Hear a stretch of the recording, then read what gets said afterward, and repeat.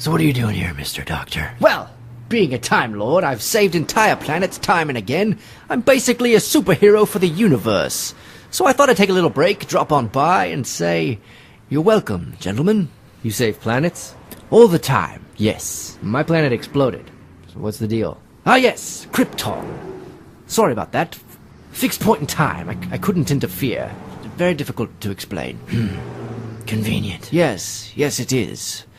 Just like your utility belt, as they say. Just like your magic wand. It's not magic, it's a sonic screwdriver, and I bet you'd love to have one. No, I'd have a bat screwdriver. What would a bat do with a screwdriver? You could have saved Rory and Amy. What? They lived happily ever after. You abandoned them in America. Is he always like this? Amy!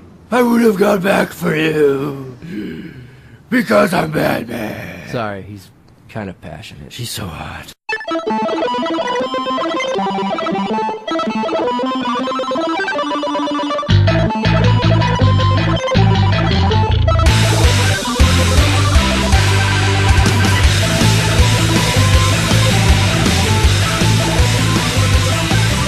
Hello and welcome to another of the Rollin' 20s. We are the show that tried selling Iceman brand lemonade and is now up on charges.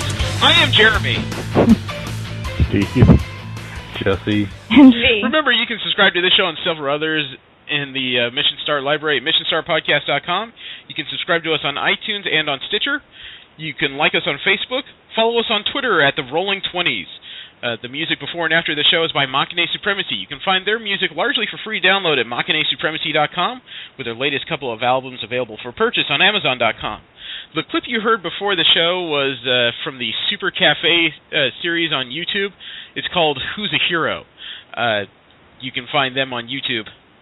How are you guys doing today? Oh, not too bad. Yeah, I'm enjoying the prospect of rain later this week. I randomly woke up early. I am slowly recovering. Recovering from what? Oh, screwing my back Oh, okay. You made it sound like rectal surgery was in order. up. What were you doing that you screwed your back up? Bad posture. Okay. What about... I have that problem. I'm not... I think I may, but I am a large individual to begin with. You know, I saw the video that Brandon took of us while we were at Anime Los Angeles, and there are times where I look at myself and think that looks like Fat Albert, and other times where I look at it and go, that looks like a linebacker. What the... I'm just weighted weirdly. It's ungainly sometimes. I'm all hunched Compared to over. all of us, you're weighted weirdly. You have boobs. Well, yes, fair enough, but I'm saying it comes with posture problems. You and Soleil Moon Fry. Steve, you've been quiet. How are you doing? Waking there. I exist. All right, well... How, Ben? Well, I got a message from Sal. He apologizes and had to delay his visit for a little bit. There wasn't a major issue other than his dad is taking him out for his birthday. Oh. His birthday is on the 27th, Well, so as you can imagine, there's only specific days where everybody's off, and that's usually the weekends. Yeah. So, you know, I tried to convince him that we were more important, but you know how it is. Yeah. No, actually, I just said do your thing. He said he would stop by next weekend.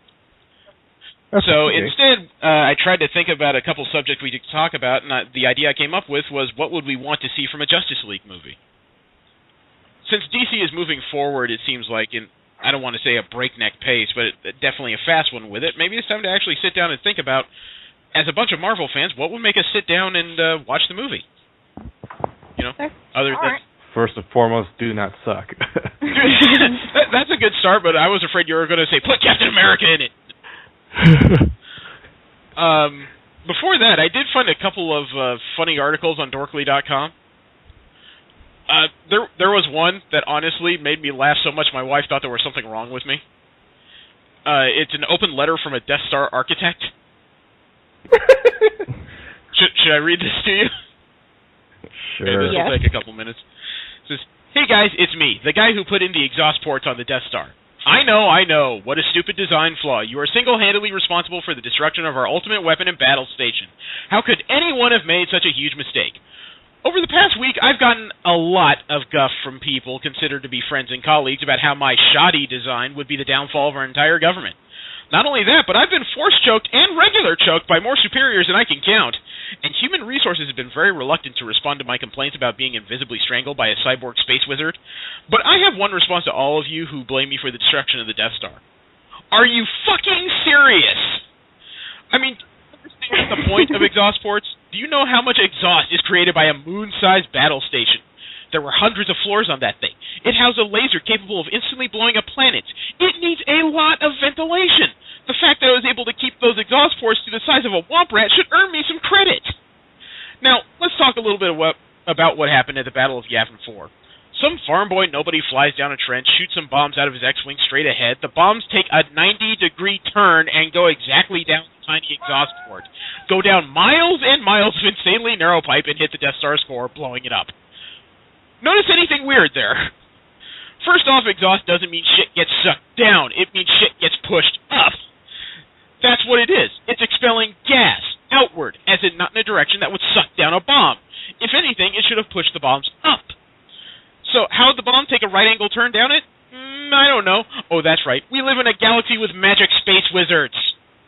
But exhaust port designer, you say. All of the magic space wizards were killed. Damn, you got me there. Oh, wait, that's right. The kid who took the shot just happened to be named Skywalker. Yep, same as our leather daddy asthmatic boss. And he just so happened to be from the same planet as old Choki. And as it turns out, he wasn't even using his targeting computer when he made the winning shot. What a coincidence. And hey, who was the guy pursuing the computerless moisture farmer? Oh, that's right, it was Darth Vader, his dad. And he managed to spectacularly fail at taking out his first-time pilot, who just so happened to be his son. And know what else is weird? Darth Vader was the only survivor of the Death Star explosion. And with the death of Grand Moff Tarkin, that made Vader the #2 person in the Empire. As a side note, anyone else think it was weird that fucking Darth Vader had to answer to middle management? Anyway, maybe that exhaust port wasn't the problem. The shot was literally not possible unless you had magic powers. Magic powers that allowed you to manipulate matter and move it at your whims, which, surprise, surprise, is pretty much the default use of the Force. Reminder, our galaxy used to be run by a bunch of sexless monk warlocks. Their specialty was moving shit with their mind, and the kid who made the shot happened to be a direct descendant of the most powerful sexless monk warlock of all time. Maybe if we weren't up against a bunch of space wizards, or if Darth Vader had tried a little harder to wipe out his kid, we'd still have the Death Star. That's the problem. Not a tiny hole that did what it was designed to do. Anyway, I know I was somehow left off plans to build a new Death Star.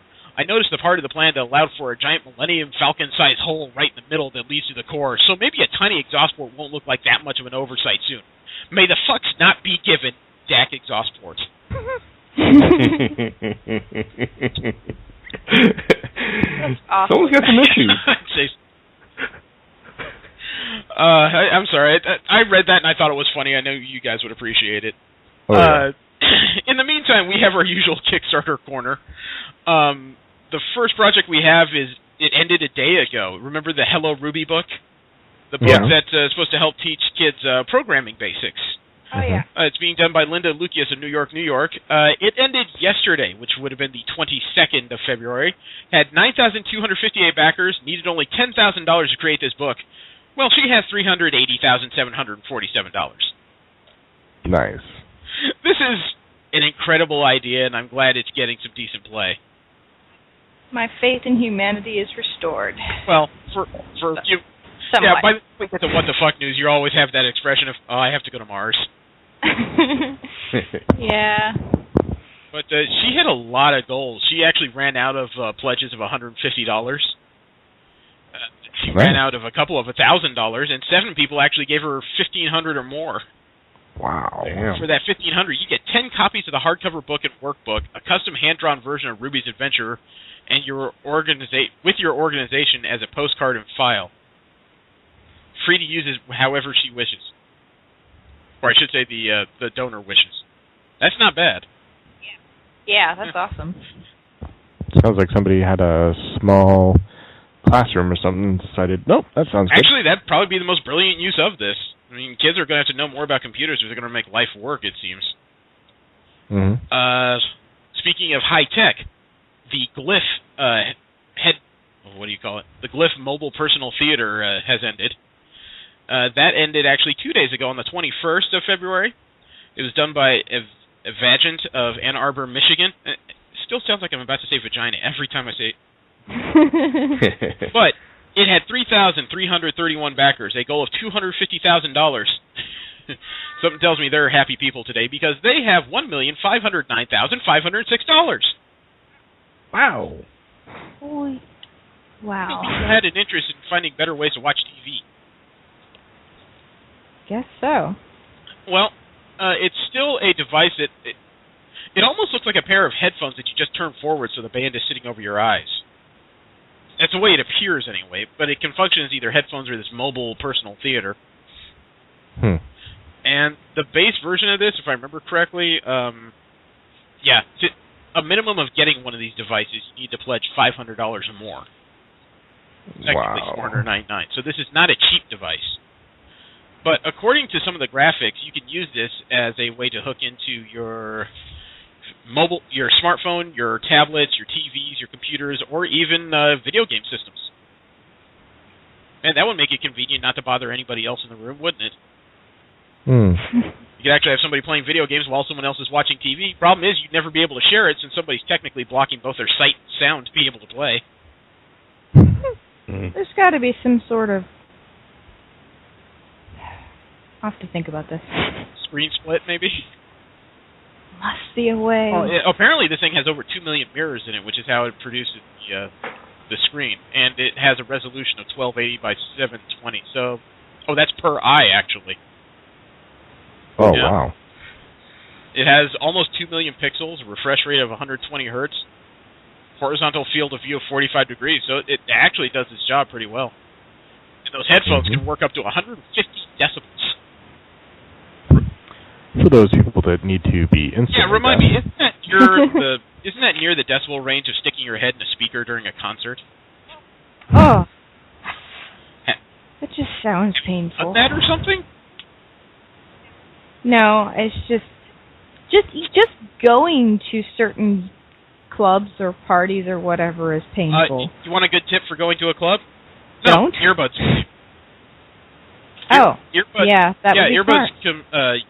they create the same level of sound dampening as like a pair of like those foam earplugs. So if you just stick them in your ears, bam, you're enjoying the club and it looks like you're doing something important. Or actually, you could be the hipster. It looks like you're too cool in the room to listen to their music, so you're listening to your own. Thanks to Brandon, we've also been following by Sosu Sauces of San Francisco, California. That's a lot of S's.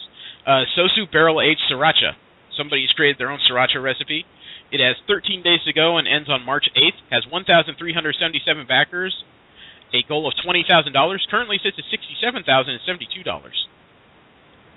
If there is ever a community where something like this would work, it's definitely San Francisco. I can see that. I mean, there's a lot of cities out there that support the arts, but that city on a whole feels like it's just one gigantic artist community. It's hard to put into words. It's frantic out there. It's a little snooty, but if you go to the right areas like Haight-Ashbury, it can be very relaxed. Steve, Jesse, I don't think you guys have hung out in that area too often. Haight-Ashbury? Well, I mean San Francisco in general. It's not, I'll go up for the day or something. I used to make annual commutes up there for medical reasons, but no. Medical reasons? Do you have a weed card? I had open heart surgery. Oh, you never mentioned this. For what? Bad heart when I was born. Okay. So you don't have fond memories of the place? Not really. Every time you go to San Francisco, your heart aches a little bit. No, that sucked. That's bad, Jeremy. It was there.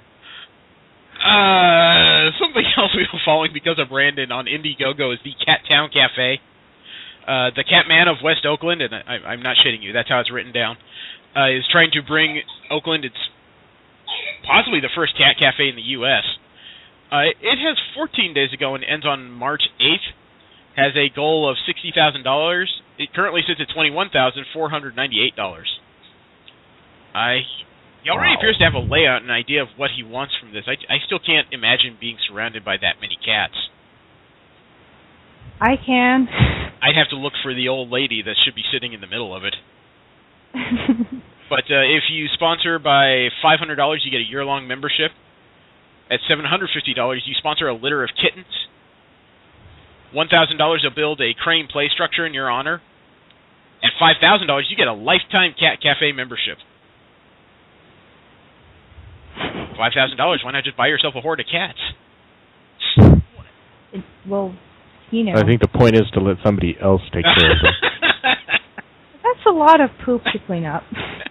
Well, the same can be said of boyfriends, but, you know.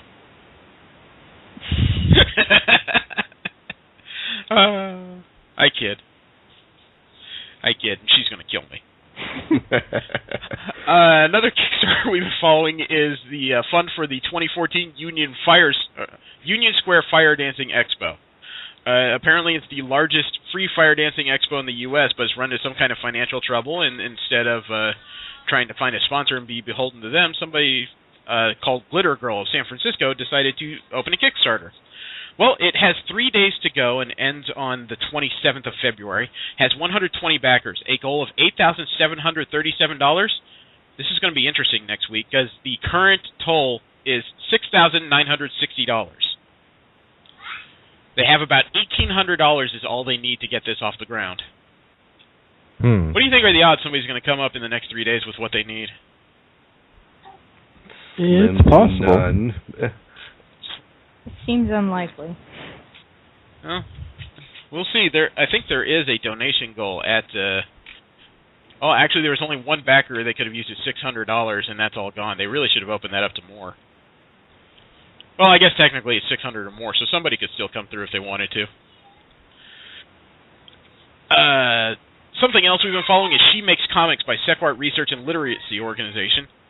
It's a planned documentary on the history of women in comic books and their production, which is arguably a story that needs to be told a little bit more these days.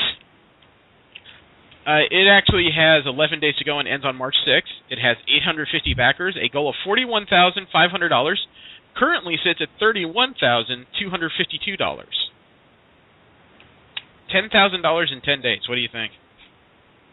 That's a little more unlikely.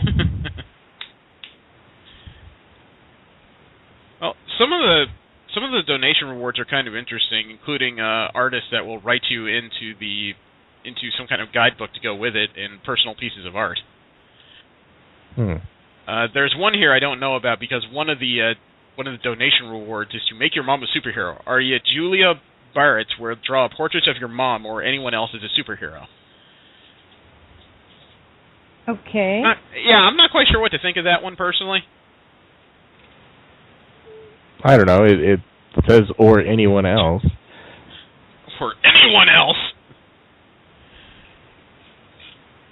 Let me see. We also have Whack Fu. That ended. Whack Fu, the animated series on Kama of Robé France, was trying to get a Kickstarter going to create an English adaptation of apparently a popular French animated series revolving around a young man in his quest and the motley crew he brings with him. Sounds like the beginning of every JRPG I've ever played. But it ended 4 days ago, so that would have been, the 19th of February. Has 5,707 backers, a goal of $80,000 Canadian. Currently, or final tally is $483,524 Canadian. So there's a chance that those of us in this country and Canada are going to see this soon. Again, the character designs aren't the best I've ever seen, but they're interesting enough I would like to see this. I might actually try to find a subtitle version of it, because watching animated characters bark in French might be more entertaining than I think it is. That actually does sound rather amusing. It's supposed to be this really elementalistic world, so you've got this girl with green hair and a giant flower. She looks like some kind of jungle creature, an elf with a light bow, like the 80s Dungeons and Dragons. The old man with the giant staff, who just has to be the perv of the bunch. And this is already gone for 2 seasons, so there's some kind of fan following behind this. If there is, it's probably worth checking out at least once. So maybe it's on YouTube. That might actually make things easy on me. Something new I found is My Miracle by All the Anime from Glasgow, United Kingdom. They're trying to create an English release for an anime film by the assistant director of Kiki's Delivery Service and the director of Black Lagoon. Some of the stills make this thing almost look like kind of a takeoff on Miyazaki's style of art and direction. It just looked like a cute little story about a couple of kids. It has 12 days to go and ends on Friday, March 7th. Has 1,394 backers. All it would have taken to do this would have been $30,000. But no, so far we have $78,839. And when people are in, they are all fucking in. It's a film about growing up, and you know how these films are with this particular art style. They're always marketed toward young kids, and how hard it is to try and make that transition from, I guess you could say, adolescence to young adulthood. I mean, if you've ever watched like Ponyo or Spirited Away, you know how simple but touching those stories can be. Yeah. So this is probably something else my kids are going to annoy me with Netflix. Something else I found is something I don't quite know how this made it on my list. Super Mario Brothers stop-motion pixel art. Guy de Pessamer of Montreal, Canada is going to make a stop-motion video of Super Mario Brothers Stage 1-1 using perler beads.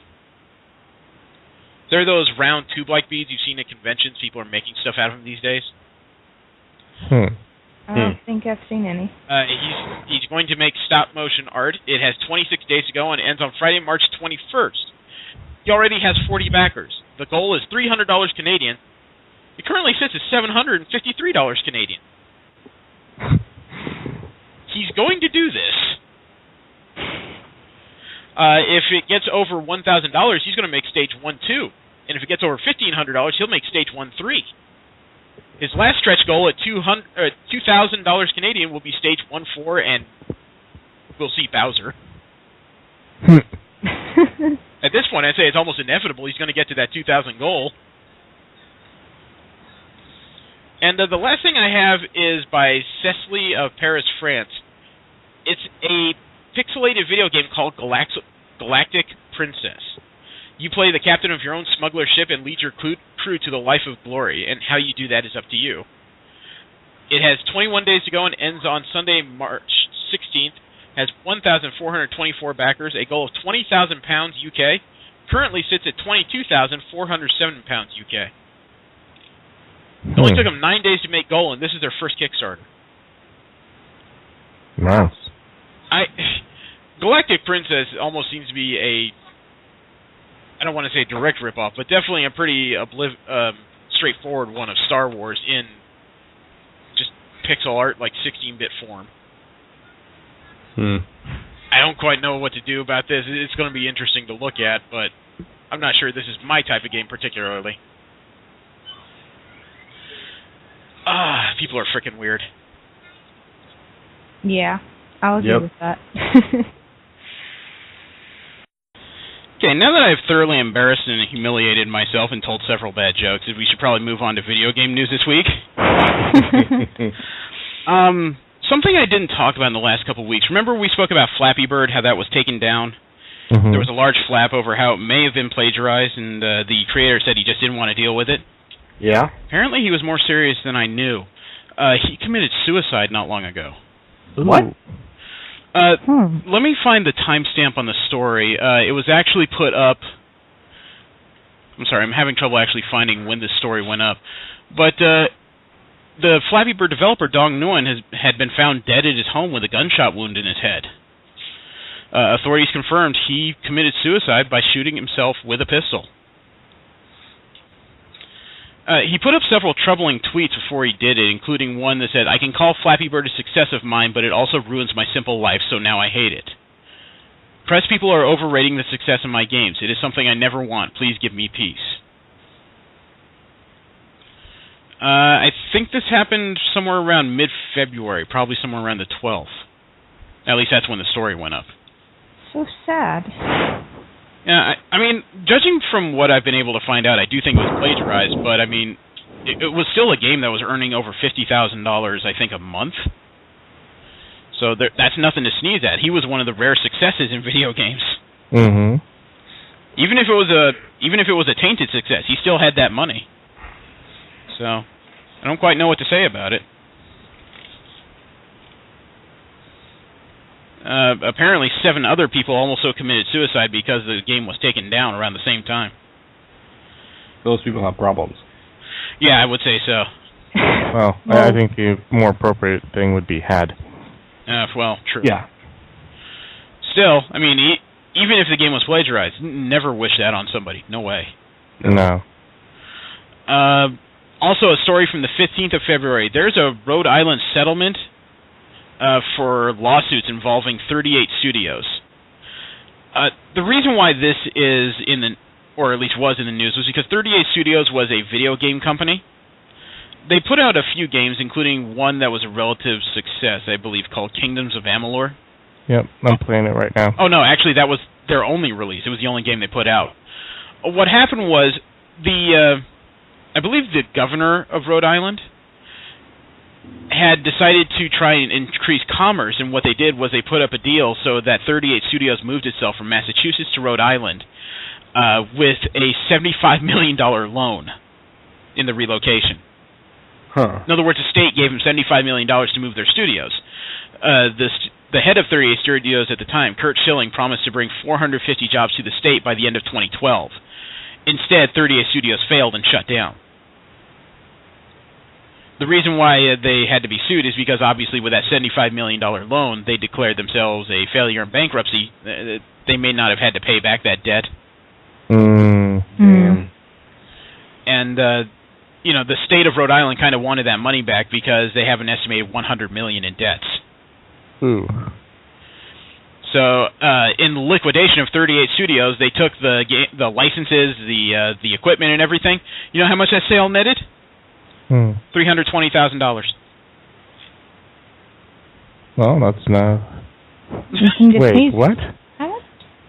$320,000 out of the $75 million they loaned that they will not see.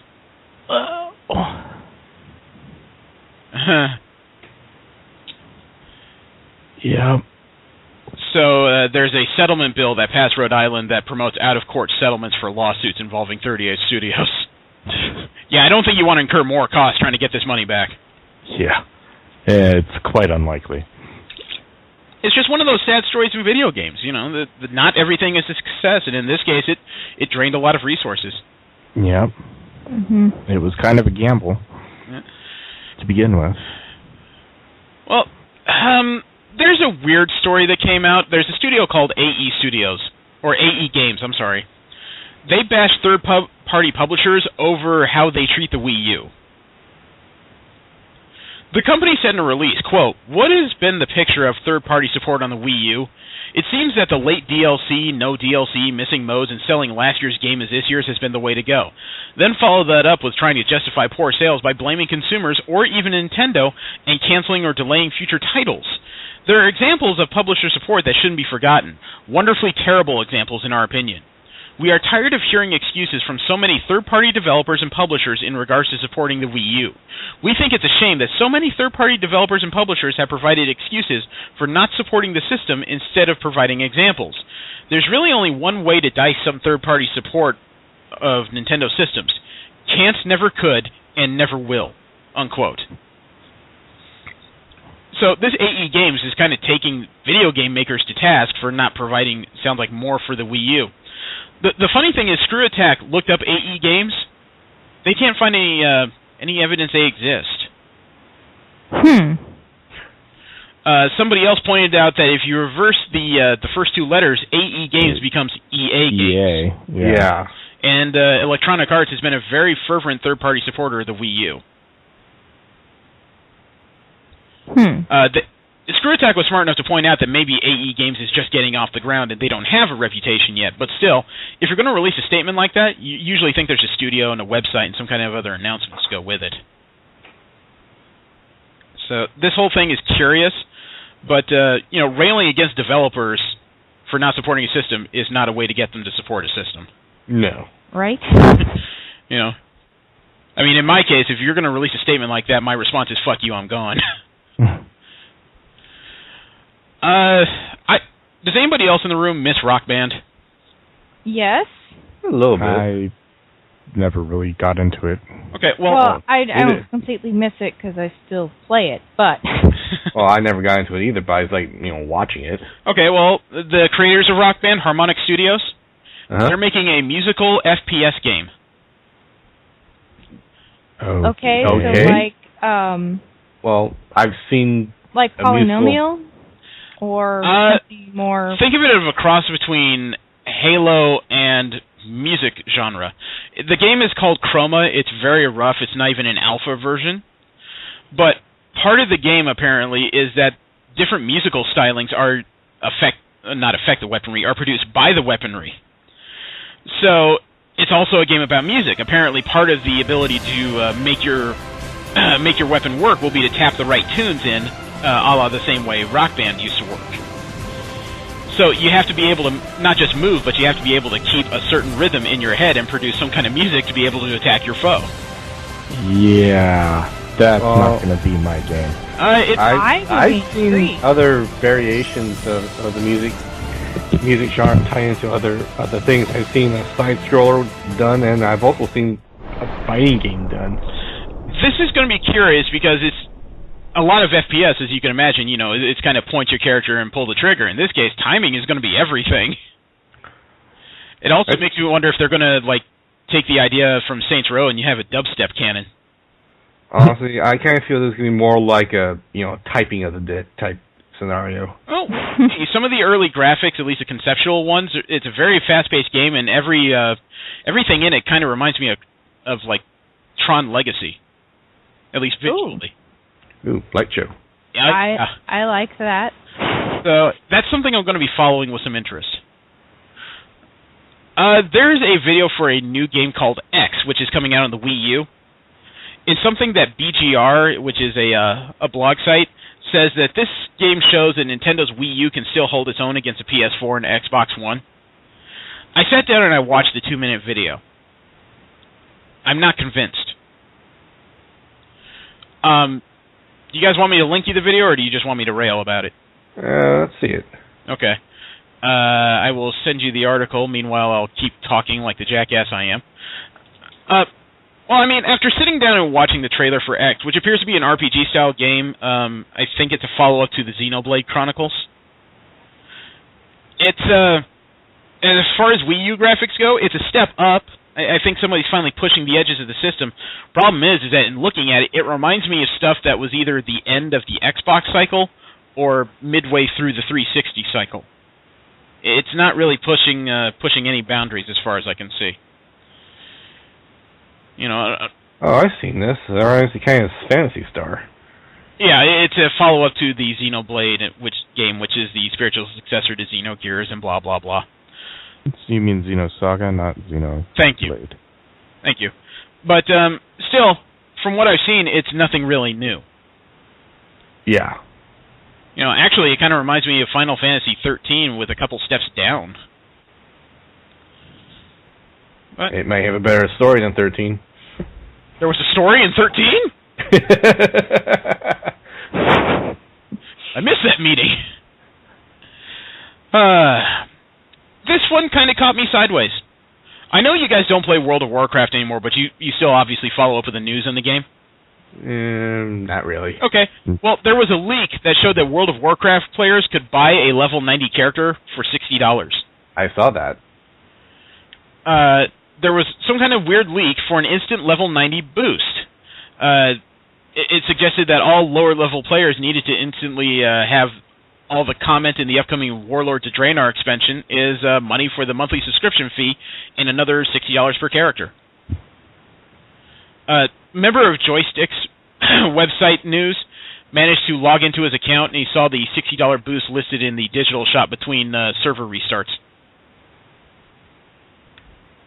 I wonder if that was supposed to be real, or if that was somebody jacking around and just accidentally left in a strip of code, or what.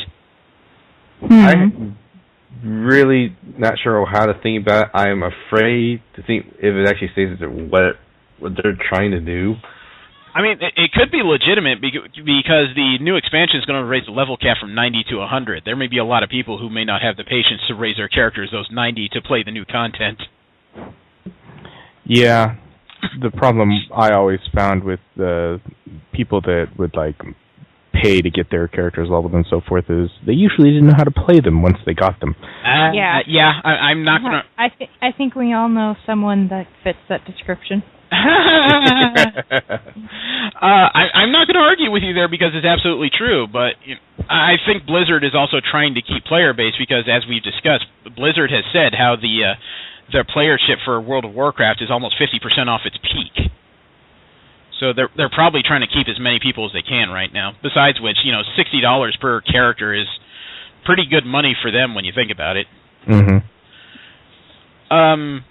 Let me see, back during, Kamikaze, was it Kamikaze? No, during Anime Los Angeles, remember how Nintendo lost that lawsuit regarding the DS for the camera lenses? Yeah. Okay, well, they won one this week. They had a 2012 patent case involving Technology Property Limited, Phoenix Digital Solutions, and Patriot Scientific Corporation, who filed a complaint with the International Trade Commission about the DSi and 3DS handhelds infringing upon processor patents. Nintendo won that lawsuit. So these people apparently don't have any claim to anything in it, which makes Nintendo 2-1 for the year on lawsuits. Man, how much money do they have to keep litigating these cases considering how the Wii U is not selling well? Well, if they win that case, they may end up getting money from the people that tried to sue them. Only in the form of legal fees, though. Right, so legal fees. Still, that's a lot of time that you could have lawyers doing other things. Well, actually, it's a lot of time you hopefully wouldn't want to engage your lawyers at all.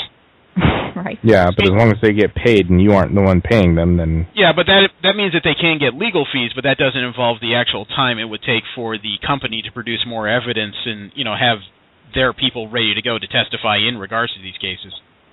They don't get paid for that. So this could just be a resource drain.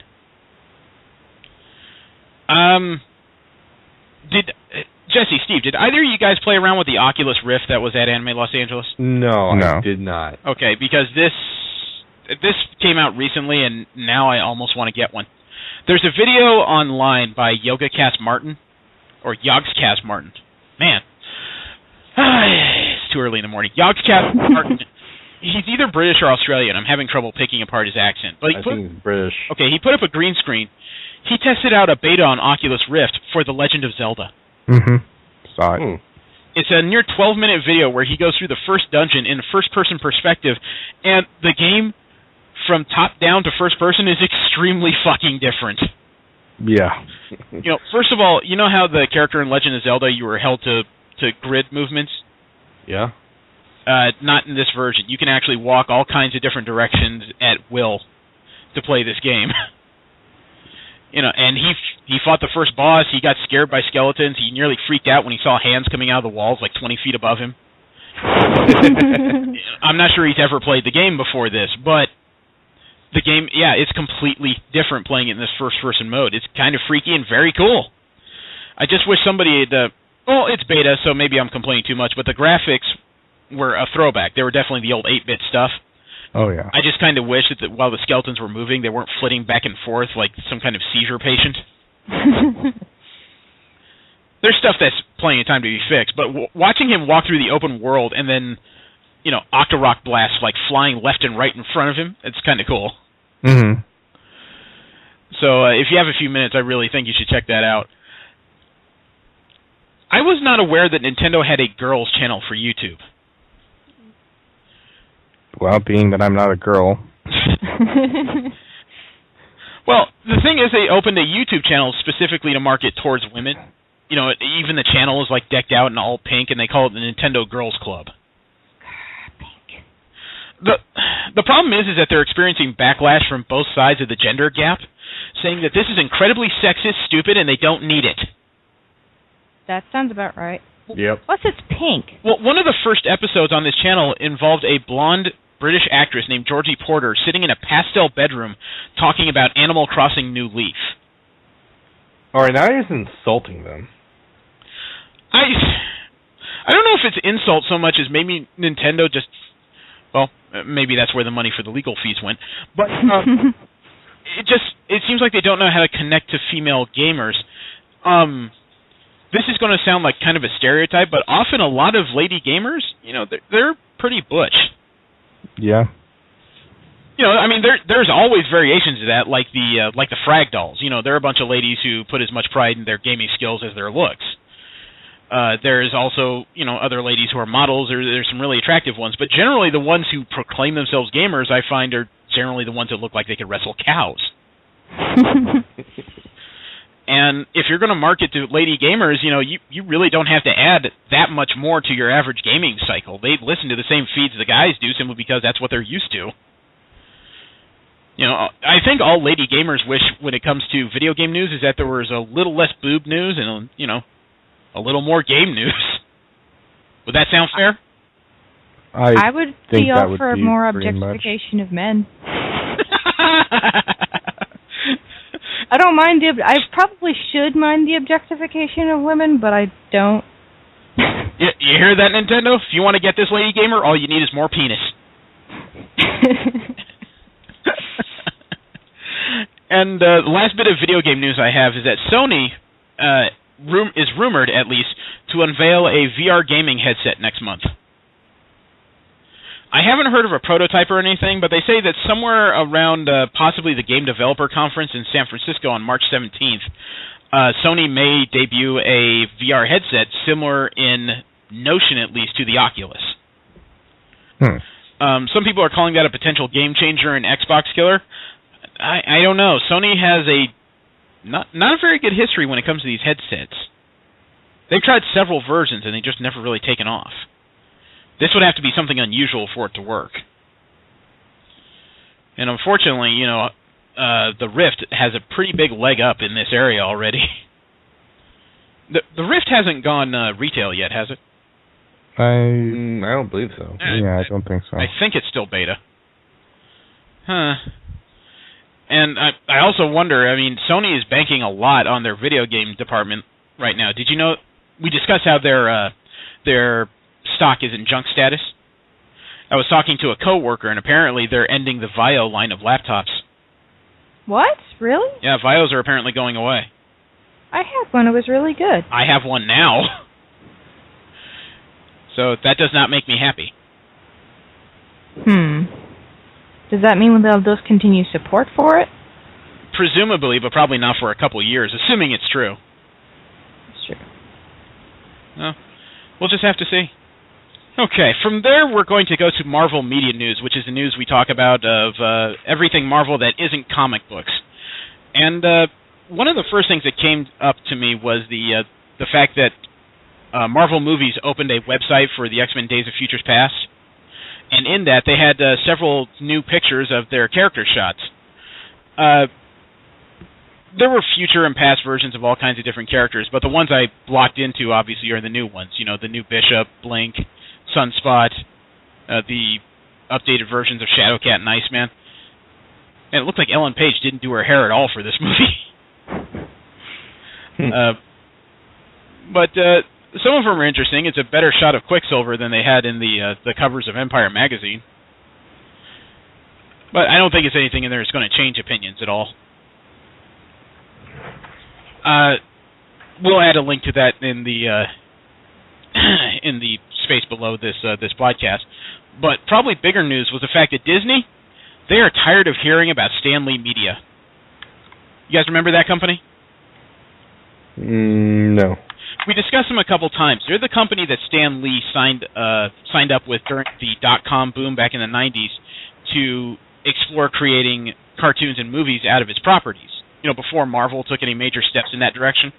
Mm-hmm. And the company folded really quickly, I think in a matter of 2 or 3 years. Was it Stan Lee did not renew his partnership with them. Since then, Stan Lee Media has filed all kinds of lawsuits against Marvel and then later on against Disney as well, stating that they deserved a piece of the profits from the different Marvel movies because they claim to own the rights to like all the media rights to the characters Stan Lee created. Oh, that's right. Yeah, I remember. They lost a couple lawsuits, and it's gotten worse for them now that Disney's gotten involved with their lawyers. in federal court on Friday, the let me see, that was the 19th, so it probably would have been back on the 14th. In Philadelphia, Marvel filed a motion to dismiss anything and everything that Stanley Media could put up in the future. The simple case they're asserting is that Stanley Media has no rights to anything. They state in their filing that the simple case was transmogrified with the surprising assertion in November from the theater that it had licensed Spider-Man from Stanley Media. So, I'm sorry. The problem is that apparently there is a theater that played, or they used a play with elements of Spider-Man, Mary Poppins, and The Lion King in a musical review, and they claim that the rights to these characters were sold to them by Stanley Media. So this company suddenly finds itself, possibly bent over a mailbox.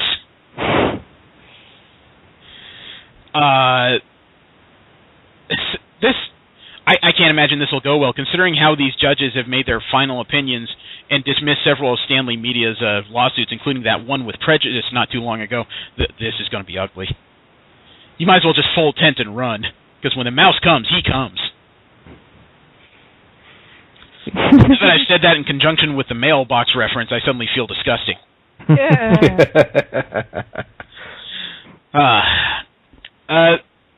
News that I think Fox hoped was going to be bigger than it was that they've selected the cast for their Fantastic Four reboot.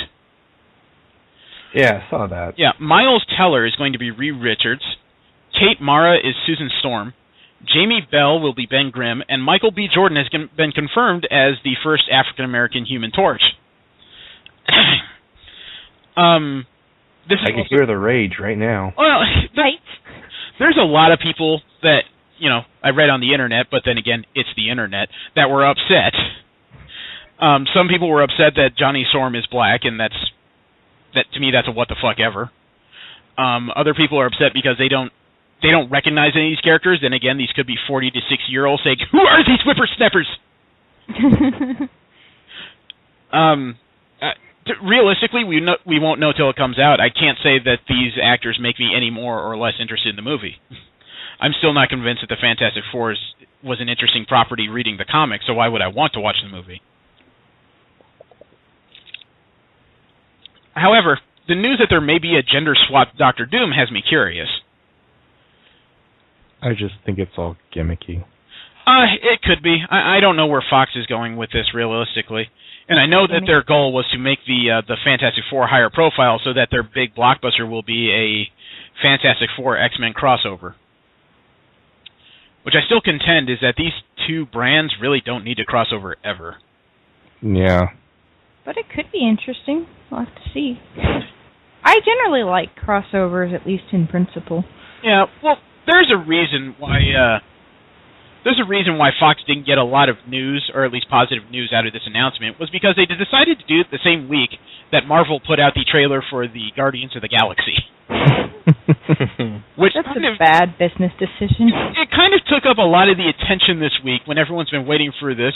And the trailer, personally, I've seen a lot of movies, so it didn't blow me away. It did make me feel better about a lot of their casting choices because these characters are being very well played by their individual actors. Mm-hmm. Chris Pratt, especially as Star-Lord, as frustrated and normally human as he is in the trailer, I don't know, it almost feels like a young Harrison Ford playing Han Solo all over again. That's high praise. Well, I wouldn't call it necessarily Star Wars. A lot of people have said, this is going to be Marvel's Star Wars movie. No. Yeah, I don't think so. No, it might be the Marvel Baseballs movie, but... I would have said Ice Pirates. Oh, there's a lot of people who are just going, what? Well, fuck all of you.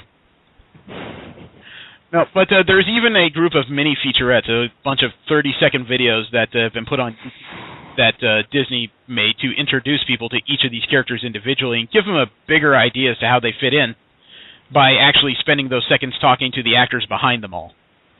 I was a little confused when Dave Bautista said that, well, when I play him, I am Drax. That makes me worried, dude.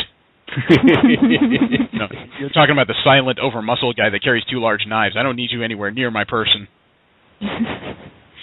And there was actually a couple videos of Bradley Cooper actually talking as Rocket Raccoon. Yeah. So, unfortunately, when it came to the Groot one, Vin Diesel didn't do anything more than vamp. He didn't say the line. So, I think that's what we're all waiting for now. Mm-hmm. His one line. Yeah. That he repeats. Yeah. Did you guys notice the picture that somebody put out of Dane DeHaan as the Goblin for The Amazing Spider-Man 2?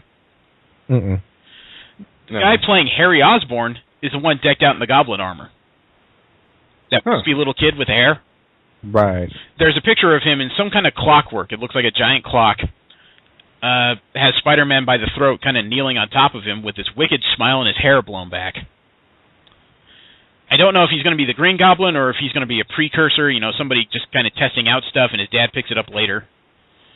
But it's a freaky picture. Actually, it kind of looks like Nicholson's Joker. He does. His smile is unusually big. It almost looks like his eyes are some kind of sickly yellow or something. Although that's probably a trick of the light. And he's wearing some kind of battle armor, or half of it. It looks like he's been in a fight. That's going to be interesting for people to look at. Another announcement that probably made Fox wish they made no announcements about the Fantastic Four was the report that came out in the Hollywood Reporter. Marvel and Disney are vetting directors for the Doctor Strange movie they keep talking about.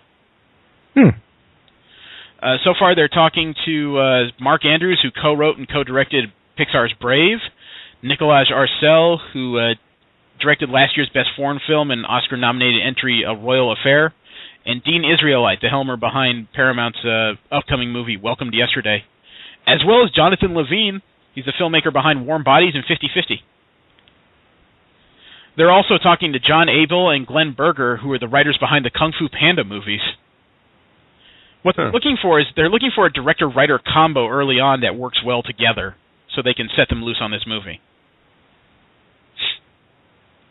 They can get the guys behind Kung Fu Panda. I realize that's a kid's movie, but that movie was extremely well written. Yes. Extremely, yeah. So let's hope they pick well. Another bit of Marvel news that probably made Fox cringe was that they came out with another TV spot for Captain America Winter Soldier that may have had a hell of a spoiler in it. Yes, I saw that. Yeah. The spoiler was that Captain America was talking to a few people and said that Fury's last words were not to trust anyone. Last words. I wonder if that means last words before he died, or last words before he went into a coma, or last words before they sent him to Tahiti. Tahiti. Sorry, nerd joke. Yeah. But it's a magical place. We'll send a link to the video so everyone can check that out and make their own opinions. The last update I have in Marvel Media News, according to themarysue.com, is that Marvel is circling a Black Widow solo film. I would be intrigued by that. I still say the first female movie that should be would be Captain Marvel, but that's me. But they seeded the rumor with a healthy wiggle word a week ago. We talked about that. Marvel Entertainment President Kevin Feige spoke to Variety about tentative plans for the film to grow out of the cinematic universe, and is going to start in Captain America the Winter Soldier, as well as the Widow's expanded role in Age of Ultron. He said, quote, "Widow's part in Age of Ultron is very big. We learn more about her past and learn about where she came from and how she came into that film, or how she became in that film. The notion of exploring that even further in her own film would be great, and we have some development work with that. When we meet the Avengers at the top of Age of Ultron, it's a very different landscape than when we left at the end of the first film. Partially, that's because we love the rhythm that the comic books have developed. Each of the characters appear in their runs, occasionally get together for a big event or crossover series, they part again, and then they come back together again," unquote. Well, I will say this, Feige understands comic books very well. Yeah. But if they go through with a Black Widow film, this would be the 5th Marvel film Scarlett Johansson has been in. That might officially make her like the most seen character in all of them. Really? Well, Captain America's been in his 3rd one upcoming. Iron Man's been in 4. Yeah. Let me see. The Hulk. Technically, in this version, the Hulk's only been in 1. Hawkeye's been in 2. Thor's been in 3. Yeah, that would make the Scarlett Johansson's Black Widow, the most prolific in the Marvel movies. Yep. What about minor characters like Coulson? Well, that's true. Coulson's been... Yeah. He's never technically been the star of them, though. Yeah. So, más o menos. From there, we'll move into DC media news. There was a picture on IO9 that made me kind of curious, and I would like your guys' opinion on it, because someone decided to do a rendition of Wonder Woman in a hijab, a Muslim headscarf. It's an original design, and in looking at it, it's actually pretty good. Yeah. My first reaction was, oh my god, there's going to be backlash, and it's going to be awkward and horrible, like that woman who did the 12 redesigns for previous superheroes. Mm-hmm. But staring at it, it's actually pretty... I don't know about believable. I mean, we're talking about an Amazon princess from a magical island with no men. But it's a design I could see working very well in comics, actually. I like the up-armored kind of... She's got that, instead of, shorts and so forth, she's got that kind of kilt going on. Yeah, the battle armored skirt. legs and so forth. It looks like a much more medieval design. Actually, it looks like a much more mature design, I would say. Yeah. My only complaint, and this is very minor and nitpicky, is like the smile seems out of place. Maybe. I don't know much about the attitudes of Muslim women, I grant you. My only complaint is I like the placement of the bird, although I think you would have to thin that out, because that would leave your collarbone no movement there. Yeah. Well, that's my only thing. V, you haven't said anything about this. I'm having issues with my Skype app. Oh. Okay. Well, in that case... That's exactly why. Oh, okay. Remember we talked last week about the new cast in Fox's Gotham TV series, the Batman prequel series? Mm-hmm. And they were talking about a character named Fish Mooney? Yeah. Well, Fish Mooney's been cast. It's Jada Pinkett Smith. So what's the trick? Yeah, Fish Mooney is going to be some kind of gangster boss who apparently has a nightclub and is the ruthless boss of the future Penguin. She's Oswald Cobblepot's boss. Can you have a woman cast as a character named Fish Mooney? Apparently. How's fish spelled? F-I-S-H, just like any other fish. That's weird. So, I mean, as soon as I heard that a woman is cast as Fish Mooney, my first thought is, wonder what she smells like. Mm.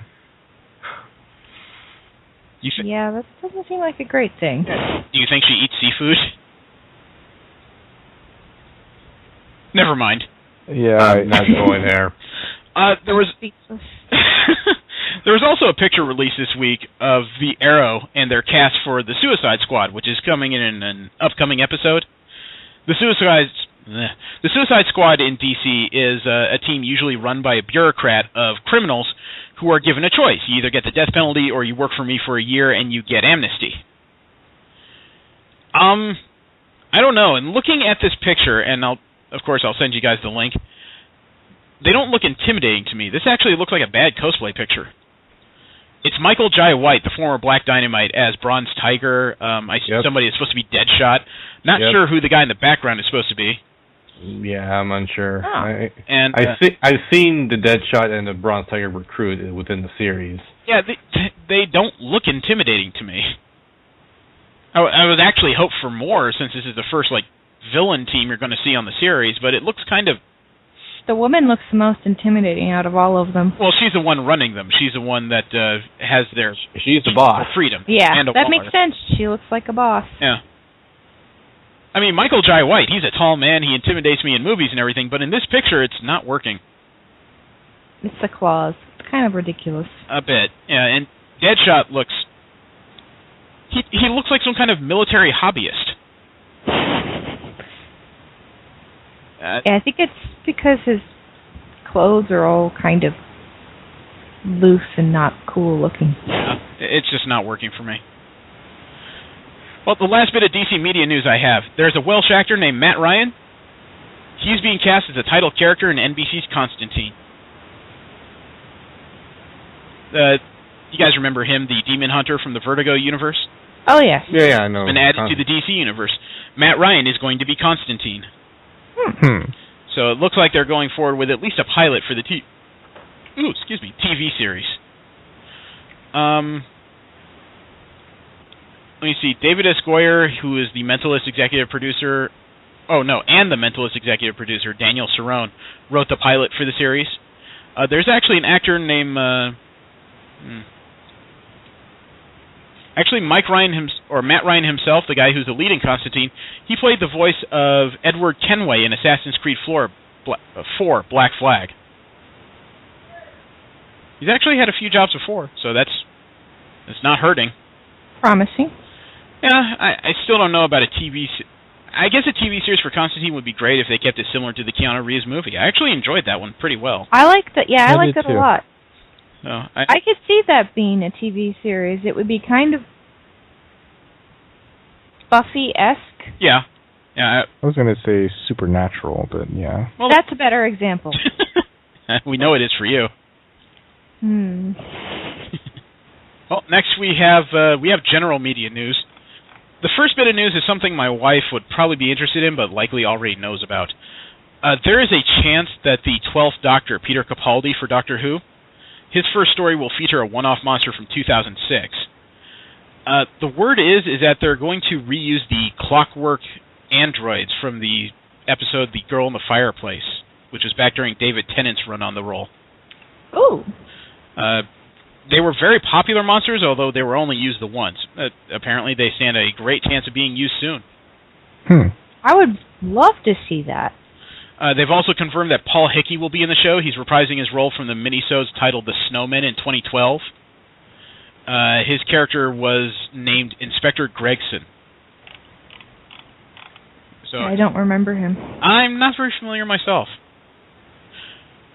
But the rumor about the clockwork androids has gotten a bit of the boost from the resume of a supporting actor on the episode whose character title is listed as Restaurant Droid.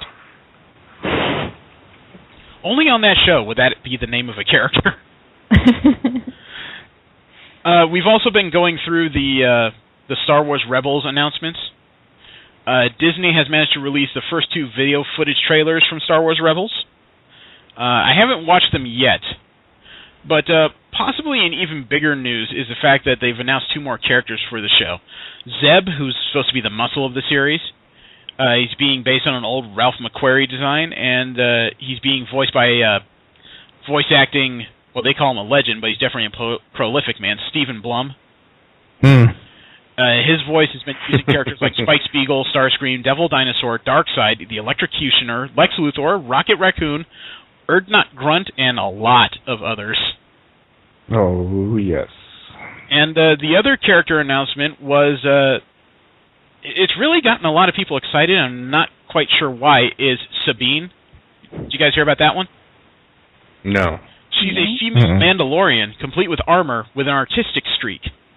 She's supposed to be the demolitions expert, and she likes making very artistic statements. I don't know if that means things will blow up in like giant blue and green colors or something. But now I'm getting flashbacks of Naruto. Art is a bang. Well, it's being voiced by Tia Serker, who's a relative newcomer, but she's been on the screen a couple times on The Witches of East End, The Internship, The Vampire Diaries, and Phineas and Ferb. So she's been a few places. Actually, there's a friend of mine on Facebook who saw the designs for Sabine and said, all right, the short-haired character I was looking for Star Wars. Priorities, right? Also in general media news, it's not much news, but I thought it's something to be interesting. IO9 had a funny picture of an artist, I think her name is Lauren Davis. No, it's by Horim. Horim. He calls it the Night Market Galaxy, yeah. It's an intergalactic butcher shop with a predator behind the counter. He's cutting up a facehugger, and it looks like he's threatening a Mogwai. And if you look in the background, you can see E.T. dining with, looks like a character from Star Wars, and 2 stormtroopers and Vader, splitting a beer. Nice. It's an interesting picture. I do think it's one worthy of praise, and it's painted, so it's a very unique kind of style for the internet. I think it's cute. Oh, I should have reordered this. I also have a picture of the first time Matt Smith and Karen Gillian took pictures for their character roles on Doctor Who. Kieran Gillian herself tweeted this image and said it was the first picture from 4 years ago, but she actually has the real one from the camera test. It's actually a couple of fresh-faced individuals who obviously didn't know the kind of hell they were going to be putting themselves through. Right. Oh, you can find the link in Skype, and they're very young and smooth-faced, and they look very alert. You know, obviously it's before Stephen Moffat threatened them with death on every other episode. Wait, that happened? No, but you know the old meme, George R.R. Martin, Joss Whedon, and Steve Moffat walk into a room and everyone you love dies.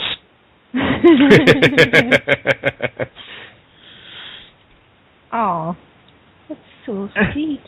And actually there was another character announcement for Star Wars Rebels, a Twi'lek named Hera. She may be the most prominent Twi'lek since Ayala Secura, who appeared multiple times on the Clone Wars and made it to a live-action movie for a few months before she died. But Hera is supposed to be the pilot of their ship. I don't see any news about who is playing her. Oh, actually it's Vanessa Marshall who's playing her. She's been Wonder Woman, Black Canary, and Black Widow before. That's a lot of black. But she's very well versed with female superheroes, so she could probably do this. There's a story barking in my ear about a Star Wars toy that sold for 100 times the asking price. Huh? There was a near-mint condition 1980 Palitoy brand FX7 medical droid that was priced at $93 at auction. Do you know what the FX7 is? Nope. It appears for about 10 seconds in The Empire Strikes Back while, was it Mark Hamill is in that medical tube? Oh, the medical droid or something? Yeah, do you remember the scene where something jammed, like some kind of pod into his tube and he suddenly woke up and floated to the top? Yeah. The droid FX7 was the thing that put that device on the tube. That's the lone scene this thing is in. And the card on this is so fresh. You know the punch-out for where you can hang toys on racks? Or action figures? That wasn't even punched out. That was still intact on the card. Huh. The plastic bubble was pristine. The toy was still in it. And yeah, $93 was what they were asking for at the beginning of auction. It sold for $12,900. Holy. Damn. Now, the story does caution that not just because this one sold like this doesn't mean that all of them will sell like this. This could have just been two very energetic bidders who found the last item they needed for their collection and just kind of went overboard. But still, if you're going to sell something for $93 and then suddenly told that you're probably going to get about $10,000 after the auction fees are paid, you're doing a happy dance right there and then. Oh, yeah. This kind of made me sad. It was formally announced this week that Space Jam 2 is coming. What? Okay. Obviously, you guys haven't had this piece of news. No. Space Jam 2 is happening. Warner Brothers has apparently signed the star of the movie. It's not Michael Jordan. I kind of figured. Don't say Kobe Bryant. I can't say Kobe Bryant because starring in Space Jam 2, it's all hail the king, LeBron James.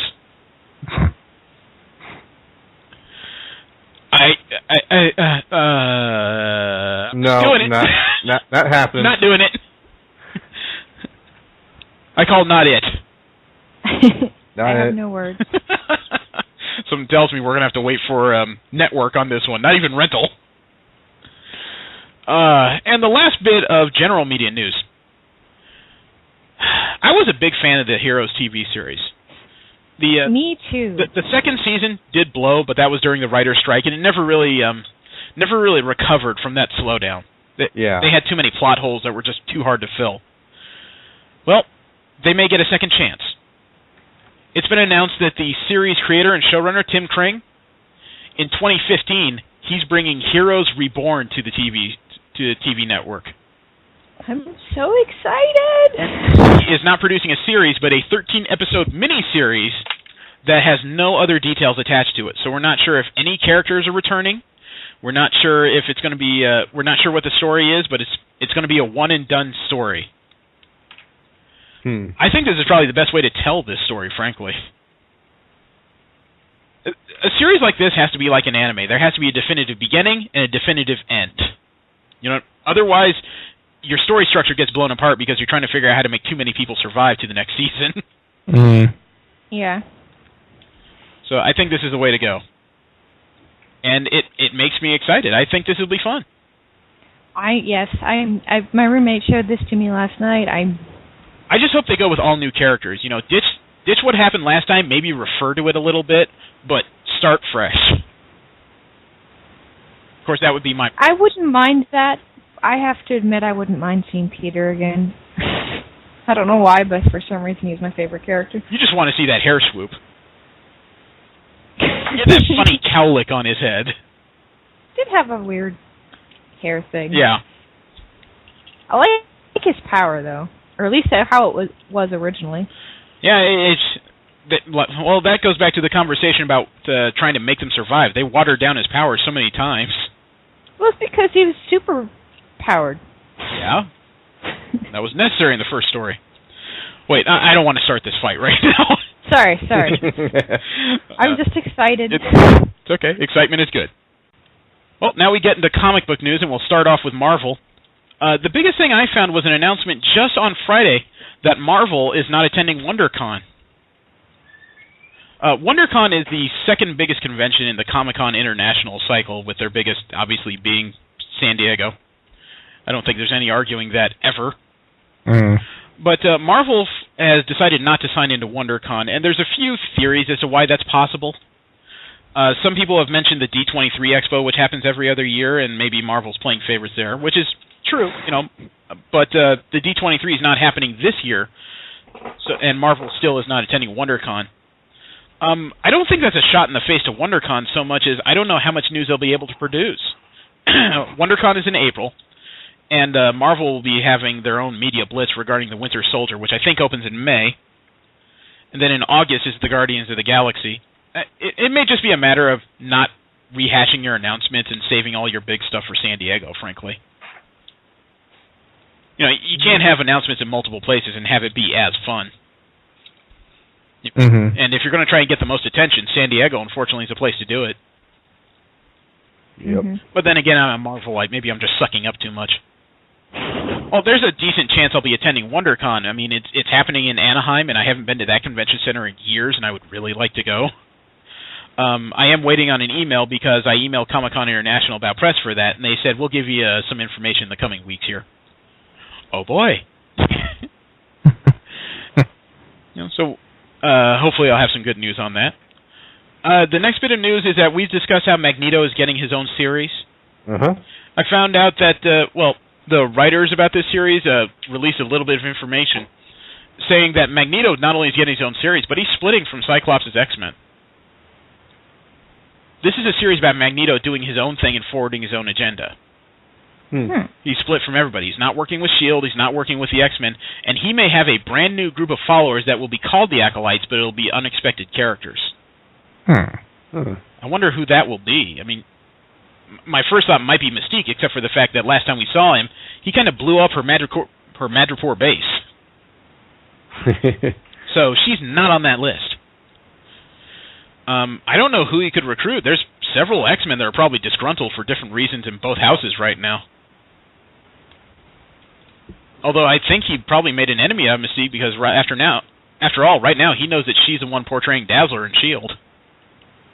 I don't think she'd want him alive. But the writers did say that this is the kind of Magneto we've come to expect. This is the nihilistic one who follows a beat of his own drum. He's going to be doing probably pretty bad things in the name of doing the right thing.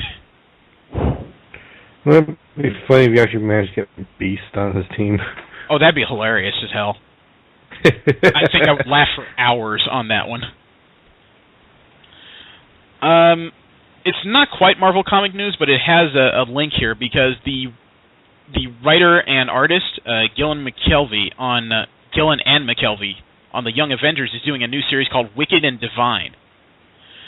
It's an interesting but independent story outside the big companies, where two demigods basically are getting ready to duke it out for the future of their pantheon. The problem is that in their introduction, we're not sure which one is supposed to be the good one and which one is the evil one. They're going to leave it up to us to figure that out through reading the first couple issues. It's being done by Kieran Gillen and Jamie McKelvey. Personally, I love stories like that where you have to discover things going along instead of just people laying out for me. These are your heroes. These are your villains. Yeah. Real life is so much more murky than that. Yeah. Mm-hmm. So I imagine this will take a while to play out. And the last bit of Marvel comic news I have is that the X-Men, according to Newsarama, have gone from uncanny to giant size to adamantium collection. There's several... How should I put this? Wolverine a while ago had what they call an adamantium collection. It was a collection of key moments in Wolverine's history in large hardcover, right? Well, in this case, the X-Men are getting an adamantium collection. It's a 720-page, 20-pound, full-color, $200 book. It's collecting various X-Men stories since their creation in 1963 all the way through to current. And unfortunately, if you guys are looking for a Christmas present that'll make me squeal like that kid that got the N64, this is... you want a list of what's in this? Because unfortunately... Okay. Unfortunately, I think I've read 90% of this. X-Men number 1 from 1963. 1969's X-Men 57 through 59. From the Claremont era, you have the Days of Futures Past storyline from Uncanny X-Men 141 to 142, drawn by John Byrne. X-Men's God Love Man Kills graphic novel by Brent Anderson. 1991's first 3 issues of the Adjective List series, drawn by Jim Lee. Scott Summers and Jean Grey's Wedding in 1994 from X-Men 30. Grant Morrison's new X-Men run, which had the first appearances of Emma Frost as an X-Man from 114 to 116. Joss Whedon's first run on Astonishing X-Men, the first 6 issues. The oversized Uncanny X-Men 500 from 2008, featuring the team's move to San Francisco, and the end of the book is the first 6 issues of Brian Michael Bendis and Stuart Immonen's run on All New X-Men. I want this! I want this so goddamn much. It hurts me how much I want this, actually.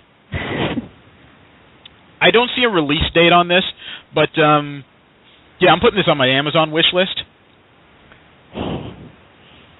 And if you're a good boy, Stan might bring it to you. Good boy, I'll be lucky that Santa doesn't shove coal in my ass for the good behavior I owe him already. In DC comic news, unfortunately, some of their B-list books are going wayside. There was a book called The Movement, which is supposed to be a new group of teenage superheroes that was supposed to be the offset to their other book, The Green Team, which was a book about teenage millionaires trying to do right in the world. Well, The Green Team was canceled a couple months ago, and The Movement, unfortunately, is not surviving past May. This is kind of the failing of the New 52, I think, is that in as much as they're trying to find a way to tell new stories are still not getting through with the readers. Does that make any sense the way I just said that? Yeah. You know, the readership really isn't grasping new stories, probably because they're trying to figure out still what the hell is going on with the main heroes in this universe. Yeah. There's not much room for new characters, although I've heard that the Wildstorm characters are going to be making another burst of appearances across the New 52. Oh, yay. Yeah, I know, like they've been doing so well so far. And the only other piece of DC comic news I have is that Greg Pak has promised that a new storyline called Superman Doomed, it's not a rehash of the death of Superman. This is apparently a new story. And as you can imagine by the name of that, Superman Doomed means that the New 52 Superman for the first time is meeting Doomsday. Oh boy. Yeah, I haven't seen that several times in comics, right? So this is what we call a jumping the shark moment? I don't know if it's jumping the shark. I think they're moving too quickly. I think we've come to the agreement that we don't like the concept of the reboot as a storytelling device. But if you're going to use it, that doesn't mean you have to rapid-fire put out all these characters that shouldn't be introduced yet, like it's an animated series. You really have time to pace it out and tell different stories while people are salivating, waiting for these characters to reappear. And unfortunately, it seems like DC very quickly in this reboot is getting back to the status quo. You know, I mean, Doomsday, I don't think has been relevant since his first appearance where he killed Superman. Since then, he's just been this annoying thing that shows up every now and again. I don't know. That's my opinion. You guys can agree or disagree. I don't know too much about Doomsday, so. Yeah, being the... I know enough not to bore you with the details. Wow. Well, how about this in general comic news? IDW Publishing may have the rights to a character that used to appear in Marvel back in the 70s. It was a character that had his own comic book for a while and disappeared because of a dispute between its creator and Marvel Comics. But Bleeding Cool News has an article that says that IDW... I can't believe this. IDW has pushed a couple rights, as well as Hasbro, for Rom the Space Knight. Really? Yeah, he was a character back in the 70s, and he's not a very physically imposing character. He's a lot like you'd expect from 70s technology. His armor is very blocky. He carries like this weird-looking pistol thing. But he's apparently appearing in the IDW comic books for Transformers upcoming. He even has a toy that was trademarked as a Bot Shot, which is a line of Transformers that's out. So there's a very decent likelihood a 70s character is getting a current revival. Interesting. At some point I'll have to show you a picture of the 70s Rom. He was not intimidating. Even as a kid, I wondered how that helmet would work. And also in general comic news, it's not a whole lot of news, but I wanted to give you guys an idea as to what could be facing this summer. There's an unofficial San Diego Comic-Con blog that put out an infographic about Comic-Con in 2013. In 2013, they had 1,036 vendors. It was $175 for a full badge. Man, this is a social exercise because as far as panels, they had 1,075 panels. Damn. 134,000 attendees over 4.5 days. They used the entirety of the San Diego Convention Center, which is 2,300,000 square footage. I still can't believe Anime Expo people tell me that the Los Angeles Convention Center is bigger than San Diego. No fucking way. Let's see, and the odd thing is, when looking up the panels, the majority of panels, they're actually anime panels. Really? Anime has 29% of the overall panels. Comic books had 26%. The next biggest one was movies at 12%. That's not a ratio I would expect. Yeah. So I'll put links to both of those because it's interesting statistically, at the very least. I just didn't think that anime would be the most frequent panel there. Really? Yeah. Seems popular from my point of view. It's relatively popular, but I mean, it's a comic book convention.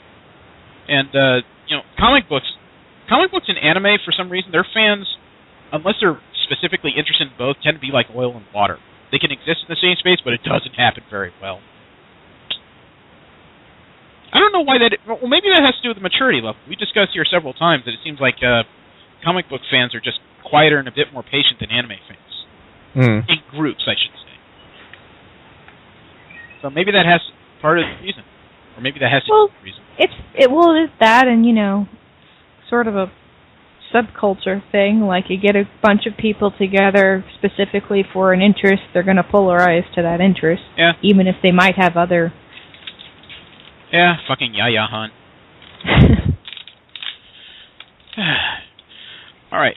We have general nerd interest news, which is where we discuss just kind of nerdy items from across the internet, be it technology or social. Well, it's true. There was an interesting blog post I found on Sulia by a blogger named Pretty Lush. That is what you think you just heard, Pretty Lush. She had an interesting 4-paragraph blog post. Should I just read the whole thing? Sure. Okay. She has an argument that says sexy cosplay isn't ruining your fandom. She says, quote, "There's always an ongoing debate in the cosplay community on whether or not making an overly sexy cosplay is ruining the hobby. Newsflash, it isn't. In this day and age, I still can't believe that we have these kinds of conversations, but we do. You can't bring up sexy cosplays and not talk about Jessica Nigri. She seems to be a magnet for hate and gossip in the community, and it's only because she's gorgeous and likes to show off her chest. She's a businesswoman. She knows her audience and is aware of what they want. There's absolutely nothing wrong with that. And yes, she's been made into the poster child of what's wrong with cosplay now. If someone decides to cosplay an already sexualized character, it's considered accurate. If they decide to take a character that wasn't considered sexy to begin with and make it so, like the popular gender bends or sexy Pokemon cosplays, suddenly you're ruining the hobby and thought of as having less talent or craftsmanship. The amount of modesty someone shows or doesn't show in their costumes is no indication of their moral compass, and thinking such is completely ridiculous. Everyone has the right to show as little or as much skin as they want. There is no right or wrong way for cosplay. Or to cosplay, I should say. You can't tell someone how they should represent the fandoms they love. They're not ruining your hobby for you. You are. A-cups or D-cups, we are all here for the same reason, being geeks. Unquote. You know, other than the section on niggery, I agree with this. Yes. You know, sexy cosplay doesn't ruin anything. It's just some people, they're body free. That's just the way they are. Yeah. You know, we discussed with Carolyn, there's certain articles of clothing she would wear that probably 80% of cosplayers wouldn't. And the fact that she can do it, kudos on her. Doesn't mean she's a bad person. She just got married, for crying out loud. You know, Jessica Nigri, though, I didn't say she's a bad cosplayer. I just think she's a bitch, but that's me. No, I'm sorry, you were going to say something? No, I was going to say everyone's entitled to their opinions. Absolutely. You know, it's just a matter of, I don't think that people that show skin are ruining hobbies. As a matter of fact, I think they probably create more camera clicks than anybody else.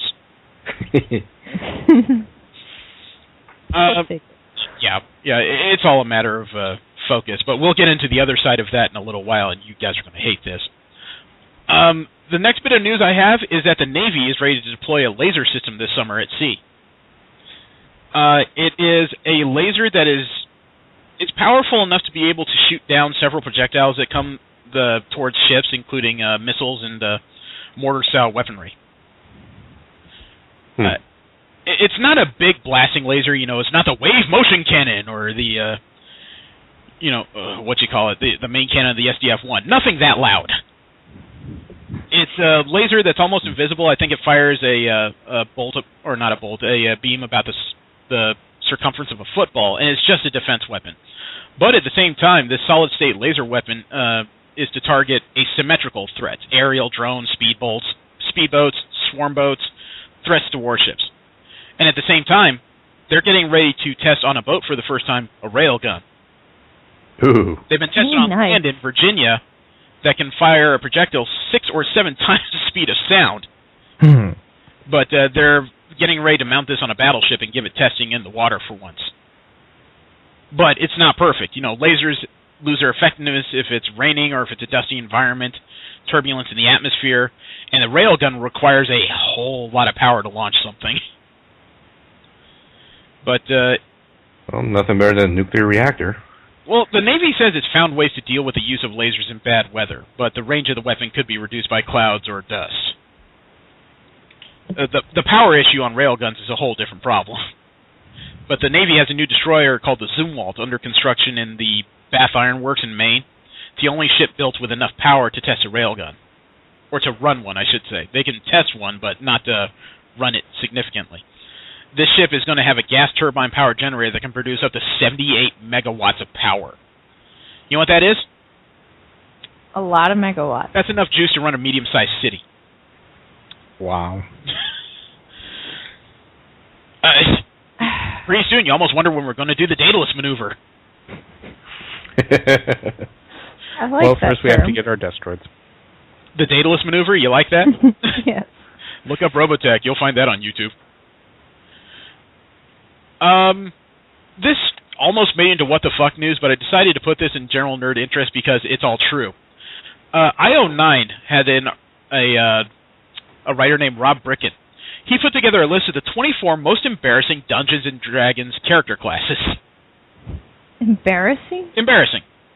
I could read all 24, but that would take me like about half an hour here. So I'll try and pick a couple.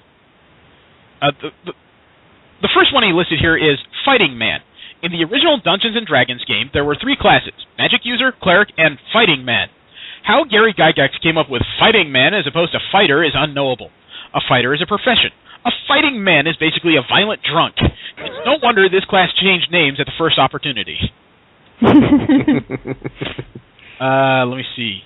Arctic Druid. There are many different types of druid in the second edition's Complete Druid's Handbook. Desert druid, gray druid, jungle druid, mountain druid, plains druid, and swamp druid, for example. But only one druid has decided to celebrate his bond with nature by going to a place devoid of nature and covered in snow. And that's the Arctic druid. Sure, they get some cool ice magic, but really, these guys are basically just magic Eskimos. But there are plenty of organisms in Arctic regions. They're just not big ones, except for, like, whales. I know. He's just having fun with it. Defiler. In the Dark Sun campaign, which was like Mad Max Beyond Thunderdome, but with magic instead of technology, there were evil wizards called Defilers. They suck the energy out of vegetation and other living things nearby to gain their magical powers, which is a large part of the reason the world of Dark Sun is barren and dying. This is kind of badass, but you really can't go around calling yourself a Defiler without someone sniggering at you behind your back. I don't know. Yeah. Dark Sun setting, my favorite thing to this day is still the cannibalistic halflings.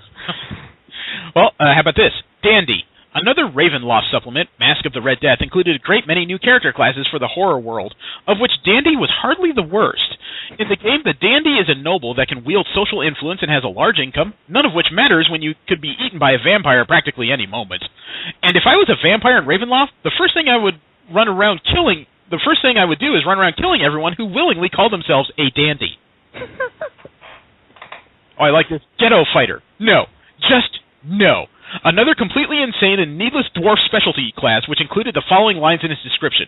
The ghetto fighter never forgets his lowly origins and may harbor resentments against dwarfs who are better off. However, he stays true to his roots and will try to better the lives of ghetto children. Really? Yeah, that was an actual... These are all actual classes. These are not jokes. Oh my... Wow. I'm speechless. How about this? Pacifist. Well, you can't say this druid class is a fighter. In fact, they refuse to fight. This isn't actually a bad character concept for other role-playing games. But again, 2nd edition AD&D is a game focused almost entirely about murdering things, so you get more experience points to get more powers to be able to murder more things, and taking their gold so you can get better equipment in order to be more efficient at murdering things. How a pacifist druid ever advances past first level is beyond me. Mountain Man. I'm sorry, complete book of rangers, but a mountain man is just a forest hobo, period. And the last one I have here is Urban Druid. These members of 3.5 Urban Druids. No! These members of this 3.5 edition class celebrate nature by staying as far as hell away from it as possible. That's what I'm saying. Well, at least the Arctic Druids may occasionally encounter a penguin or something. Clearly, this is just a cheat to let players have Druid powers while ignoring everything else about Druids, which I'm kind of down with in principle, but even just typing it sounds completely obnoxious. These guys are the hipsters of the Druid world. Yeah, I like nature all right, but then all these other Druids moved out and ruined everything, so I've come to the city to get my head together. Maybe start a band or something. I have a long-standing argument with Jesse as to whether or not urban druids should be allowed. There is, in fact, a lot of, wildlife in cities. Mostly vermin. So, do you think an urban druid stands in his apartment trying to connect with his houseplants? My whole problem with it was that druids, the way they're described as far as their character class, they are supposed to be the nature type. And the way that they described urban druids were like, oh yeah, they're the people out there cultivating fields or, having the little parks in the cities and so forth. And I'm like, that is so not what a druid is. Yeah, that's true. In context of D&D, it doesn't make sense. Well, yeah, I can't stand the urban druid. I have somewhat come to accept the urban ranger. Well, I am absolutely, totally against it. Well, I'll link the article. You can check out all 24 of what this writer called the ridiculous classes of D&D. In further general nerd interest news, there's a high school student who has an argument for ammonia-fueled cars. Interesting. Don Wu Kang is a senior at Thomas Jefferson High School for Science and Technology in Alexandria, Virginia. You have to be a scientist just to be able to memorize that goddamn name. Apparently ammonia fuel is not a new idea, but this guy, Kang, he does a pretty good job of explaining it. He says in the article, quote, an ammonia molecule is composed of one nitrogen atom and 3 hydrogen atoms. Ammonia can be burned in internal combustion engines with minor modifications, emitting only nitrogen and water vapor from the tailpipe, even when only low-cost emissions controls are used. Unburned ammonia and nitrogen oxides in the engine's exhaust would be removed by a selective catalyst reduction system. Ammonia can be produced at an affordable cost by a catalytic reaction between nitrogen obtained from the air, which is 78% nitrogen, and hydrogen obtained by splitting water molecules into hydrogen and oxygen. I'm going to stop the quote there because there's four more paragraphs of this. This is not a bad idea. I understand that there's an amount of ammonia already in gasoline and in car engines. There is a little bit of an issue with the energy it would take to produce the ammonia fuel, I would imagine. Yeah.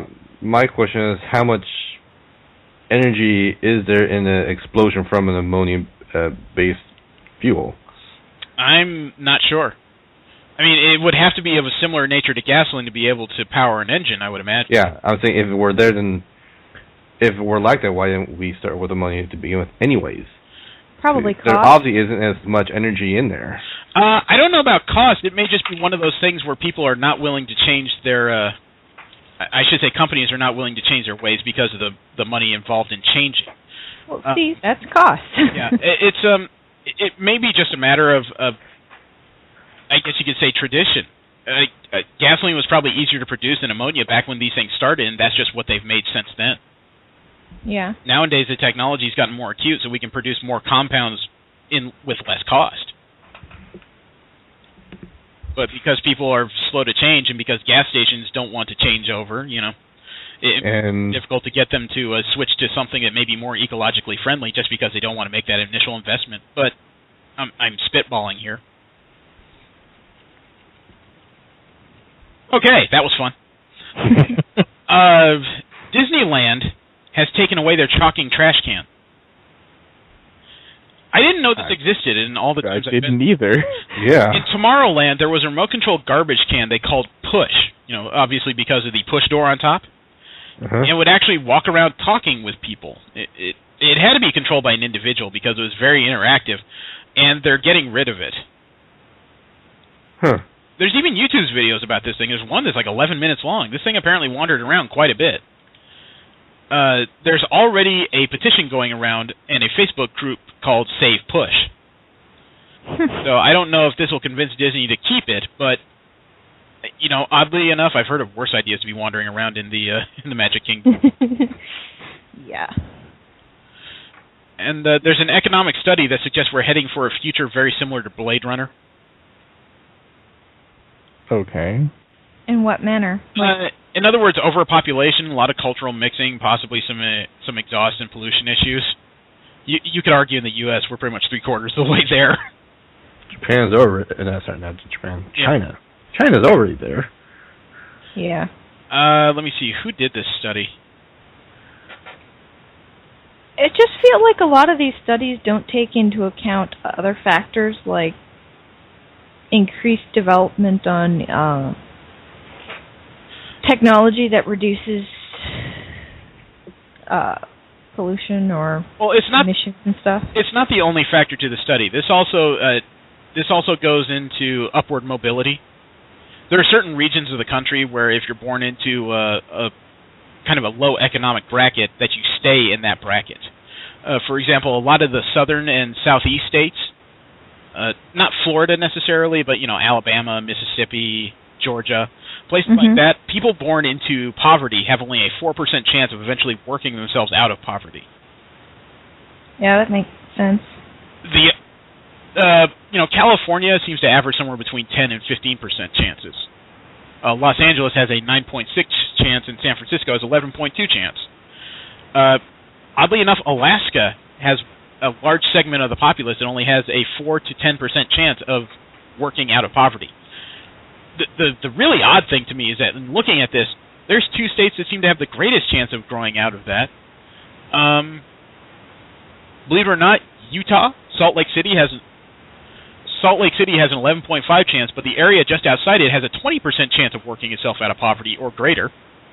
Huh.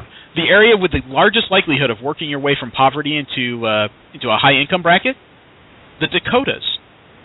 Huh. There's large segments there that are anywhere between 20 and 30%. Interesting. Texas has some 20% areas, and lots of the Midwest have that chance. But when you talk about the extreme western states, it's a pretty low chance. When you talk about the eastern states, almost no chance. Even New York has roughly the same chance as Los Angeles of working your way from poverty into something larger. That's a problem. Yeah. That's an educational problem, but nobody's going to see it as education. You know, one side. It's not just education. It's our mental health system, which is a joke. Well, it's our political system too. You know, the blue side says that they just plain money, and the red side says they just need to work harder. You know, it all comes down basically to education. We don't have enough intelligent people working to make things better. They're just paid to produce studies that the red and blue sides need to propose their arguments. Mm-hmm. Well, in other interest news, has anybody here seen Gravity? I have not seen that yet. I've seen it. Not yet. Okay. It was great. There is a satellite that is 8,100 pounds called Envistat. Apparently, it has a chance to produce a deadly debris field like the Gravity movie. They say that there is a high risk of this thing creating a catastrophic cloud of cascading space junk. This Envistat satellite is 30 feet long, 8,100 pounds, and it's been offline since April 8th of 2012. Huh. So, I mean, usually they say that satellites don't have a great chance to create a debris field similar to Gravity, but this is a very large machine. It's a scary idea. I hope no one's caught up there when it happens. Yeah. Usually when these things go offline, a lot of people that make them just kind of depend on it to bounce off the atmosphere and burn up. It's kind of like how we live on the ground. We got to learn to clean this shit up when we're done with it. Yeah.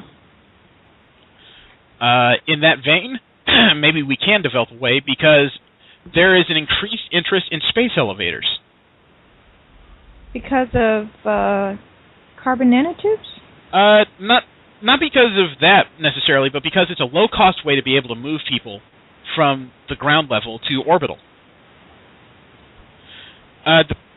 For people that aren't aware, space elevators are a device that consists of an orbital space station in geosynchronous orbit tethered to an Earth anchor point, basically. It moves with the Earth.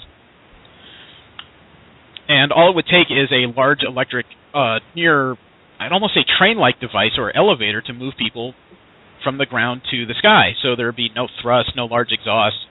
You know, Cape Canaveral would be pissed. But there's a new assessment and a new study that says that the final judgment is twofold. And that is, one, that a space elevator appears possible with risks migrated through technical progress or technological process. And the space elevator infrastructure could indeed be built via a major international effort. So what they're saying is, these things are possible, but it still has a requirement of technology advancing a bit more. Or more aptly, our ability to cooperate. All that, too. The initial pictures I'm looking at say that space elevators can be built, but in sci-fi, a lot of times space elevators are depicted as these places anchored to ground, you know, usually some kind of large installation or bases. Think like, not Halo Reach, Halo ODST, or the Halo movie, Forward Unto Dawn. That's the usual depiction of space elevators. In this case, they want to build it over the ocean, so if something catastrophic happens, it just comes down. Well, makes sense, actually. Yeah. I wonder, though, about... I wonder how large the station would be, basically. Because you don't want to build something that could destroy the planet above it. You know, you don't want to build it above a certain size. It would... I was just reading an article the other day about how the dam in China changed the rate of rotation of the planet, because the basic principle, like if you have your arm stuck out and you try to spin around a bunch, it's harder to do. Down. Yeah, so I wonder if that would slow us down. I don't know. This would involve two anchor points, one in the ocean and one in space, obviously. No, the station would not be the highest point to it. The station would be somewhere in the midst of this elevator. So I don't quite know. It's a really interesting idea. I wonder if it's feasible. That could make can make a lot of exploration things. a lot more possible if we could build things in orbit instead of on ground. Right, exactly.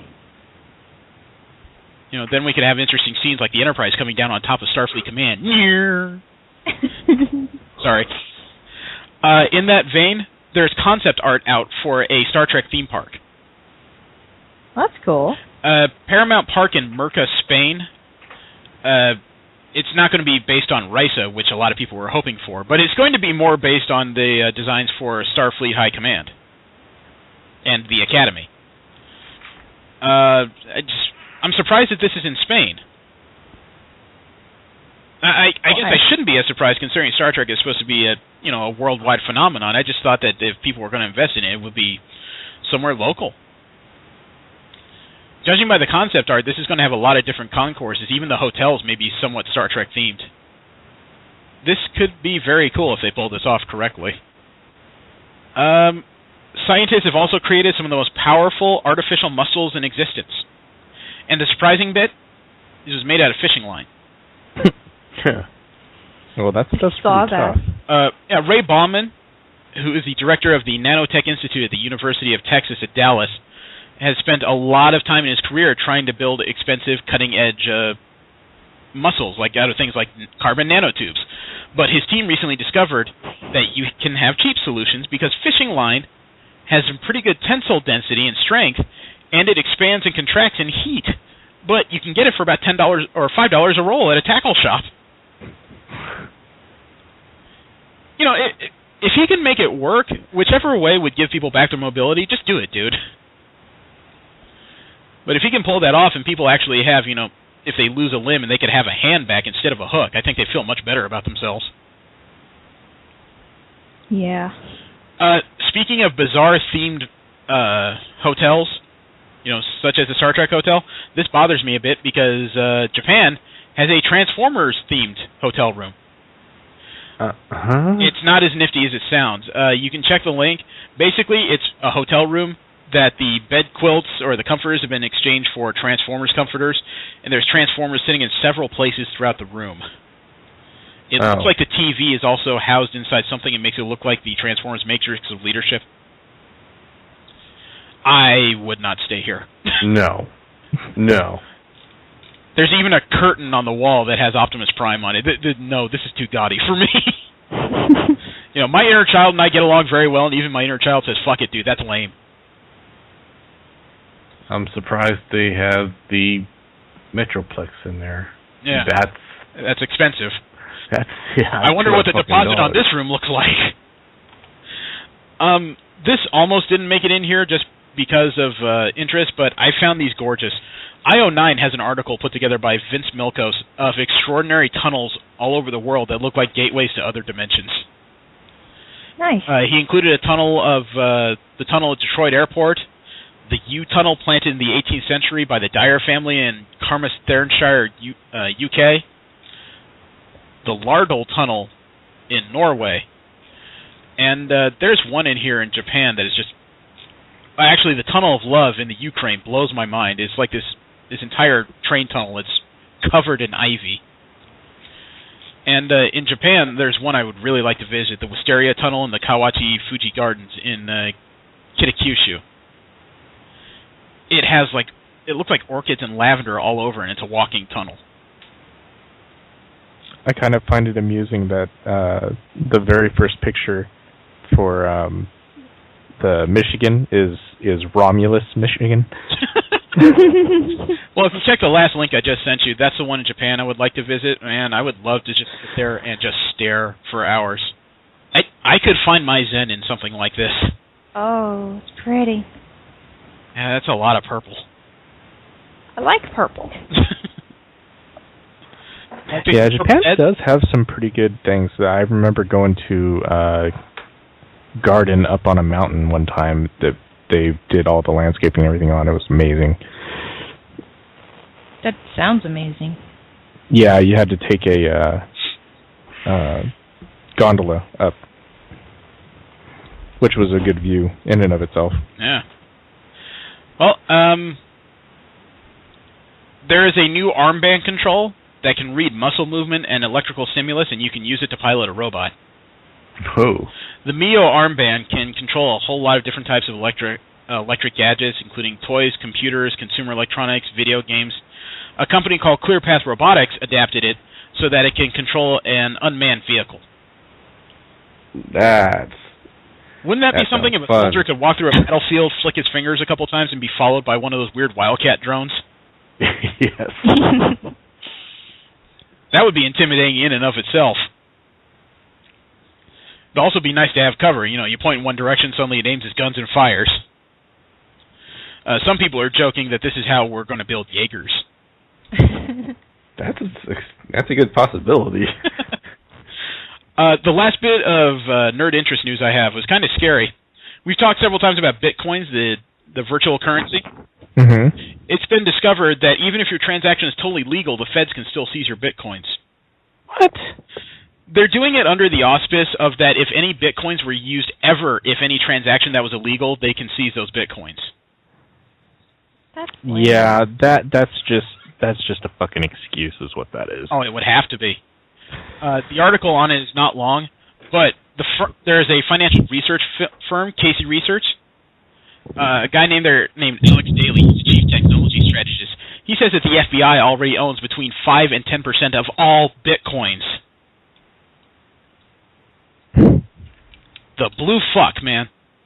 I bet they're using them. Well, probably. Well, okay. Aren't they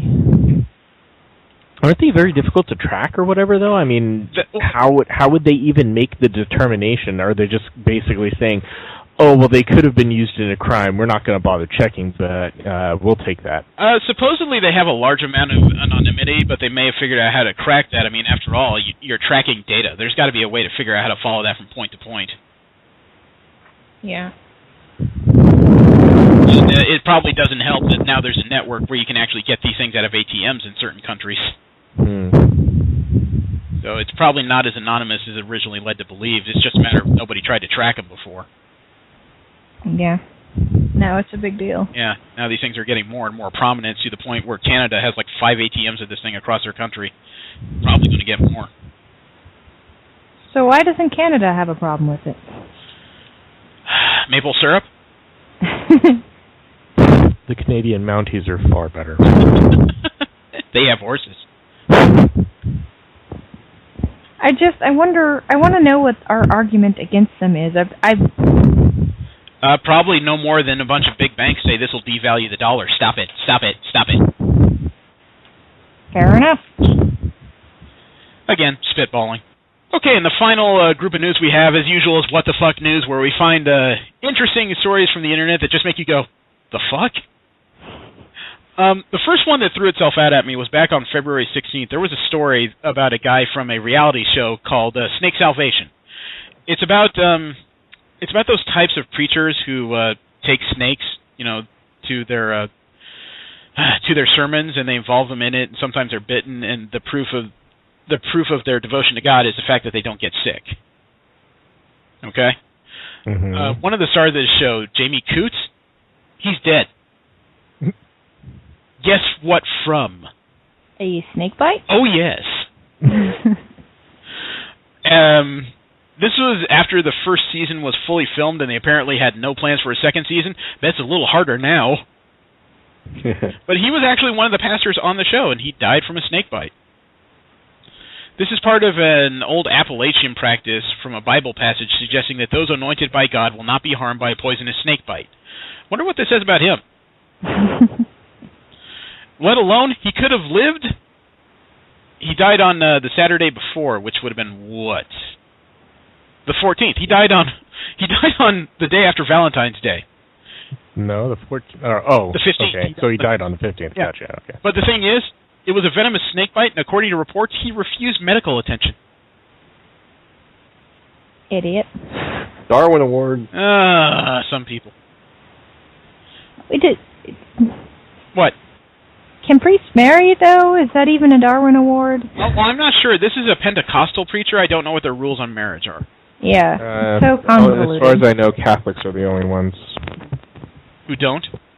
Yeah. Oh, yeah, because of the... Yeah. I'm not great with religious history. Well, Coots was, I guess he had a history of not being the best at this. He'd been bitten 9 times, and he lost a finger to a rattlesnake. Sooner or later, you got to learn this thing just doesn't like you. Right. Okay. How's this for what the fuck? There was a Brazilian woman who tried to murder her husband, which is not necessarily new. You know, women get pissed off with their husbands all the time. I'm living proof. But what she tried to do it with? Her pussy. Poor Kay? She apparently tried to poison her vagina because he liked to eat her out. Why would you kill him, for one thing? I'm sorry. All I heard was digital noises. I think everybody started laughing at once. I don't know. He was a 43-year-old man from Sal Jose del Rio Preto. He realized something was afoot when he noticed a strange odor coming from his wife's private parts. I don't know. I'm still getting a flashback to Ninja Scroll. Well, it gets better because he was so concerned about the smell, he took her to a hospital where she confessed to poisoning her pussy. That's insane. It's hard to put all that in the context, isn't it? So can she still have kids? I'm assuming this harmed her somehow. I have no idea. She was arrested. She confessed to the doctors, and they ran tests that they found that she had placed enough of an unnamed poison in her vagina to kill both her and her husband. Oh, so yeah, she would have... Yeah. Sources now claim her husband plans to sue her for attempted murder. You think? Sue?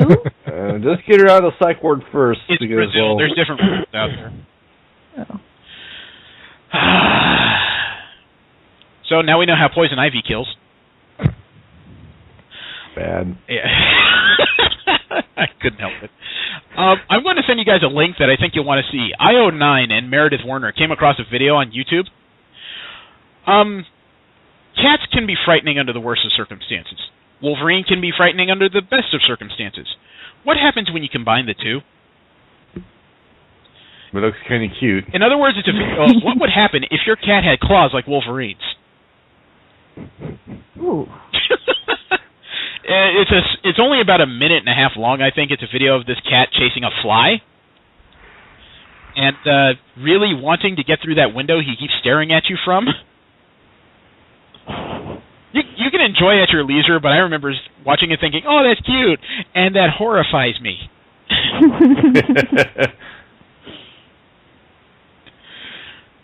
Oh, my God. Horrifyingly cute. Yes. X23, there you go.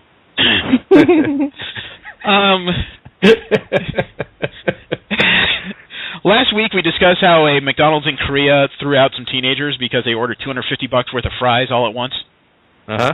Well, McDonald's in the U.S. can be just as bizarre. There's a woman in New York. She was a manager out at her McDonald's, and she'd been with the company 8 years, and she was fired. Apparently, the crux of they say they fired her because she used inappropriate language. She disputes that claim. But a lot of this is because she started getting static a couple days before because she comped the meal of some firefighters who just got done with fighting a fire. And, yeah, I saw that. That's just... Yeah, apparently she's 23 years old, and she was working in a manager when a group of firefighters came in and ordered 23 breakfast sandwiches after fighting a blaze. And it was a cold day, so Levia bought them the meals herself. She covered the $83. And she said it was because she appreciates it. More firefighters came in and ordered another $70 worth of food. And she wanted to cover that too, but she's a single mother with twins, and she's working 2 jobs to put herself through nursing school. Oh, wow. This is like the story of every stripper I've ever met. But she called her boss thinking he might pay for the meals, and he said no. She called corporate. They said no. So her coworkers and her came up with a $70 to pay for the additional food for the firefighters, which is just a really sweet gesture. And Levia's boss apparently learned of the whole thing and accused her of opening a bee's nest. And she apparently her boss confronted her the next day and apparently fired her for swearing at a superior. She said this is freaking ridiculous, and it wasn't applying to to anybody, but that's the grounds they chose to fire her over.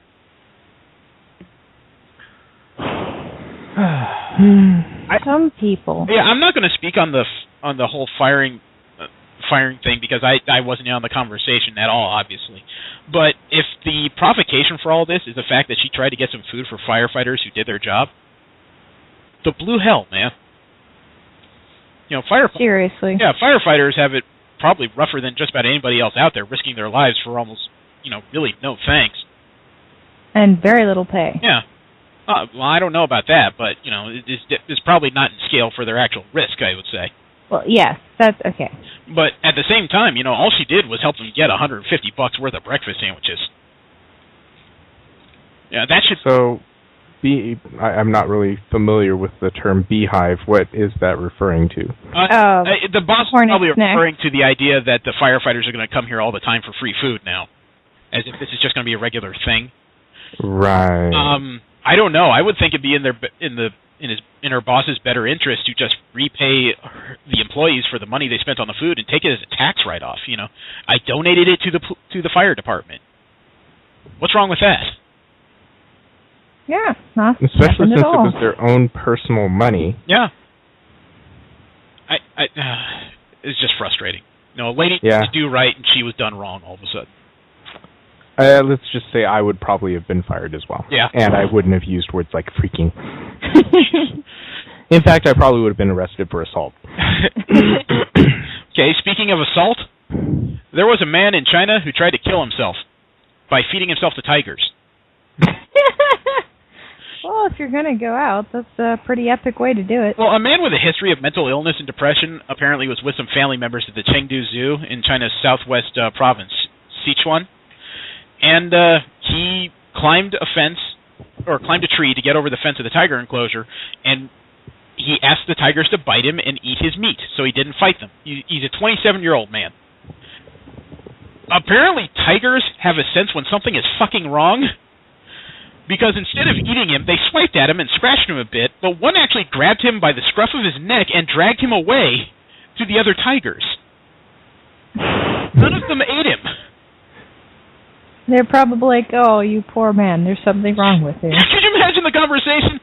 Yo, Tony, Tony, stop selling your cereal and get over here, man. Check this thing out. There's something wrong with this, dude. No, sniff this. It isn't ripe yet. I have no words for how unusual all this is that the tiger just kind of grabbed him and said, dude, the fuck, come here.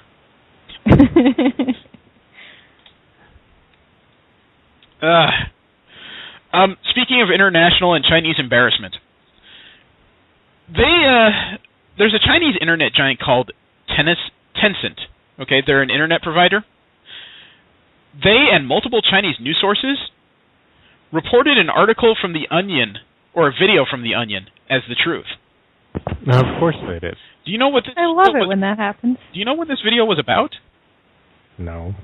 The Onion put out a 3-minute video, supposedly, of reporters walking around the Sochi Olympics talking about how sex was happening everywhere.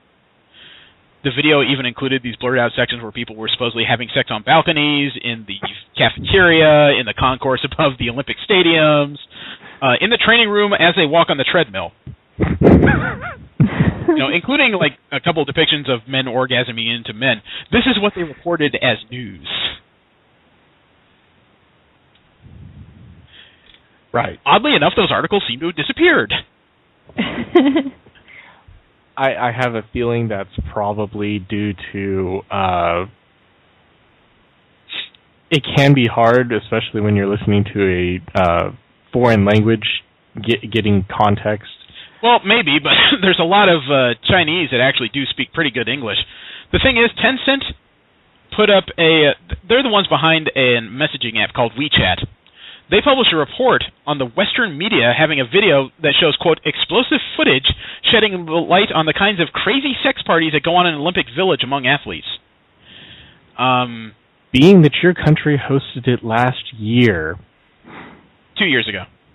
2 years? Yeah. Has it really been that long? Anyway. No, I think London's had one since then, so it's probably been 6. But the Chinese apparently went wrong in citing sources because they said, quote, in this 2-minute video, we have seen many crazy scenes. Having sex on a balcony is comparatively very conservative, unquote. We can see people crazily making love in public squares, restaurants, and gyms, even though there are others training or eating nearby. The wildness of these crazy lovemakers still cannot be stopped. Are you fucking serious?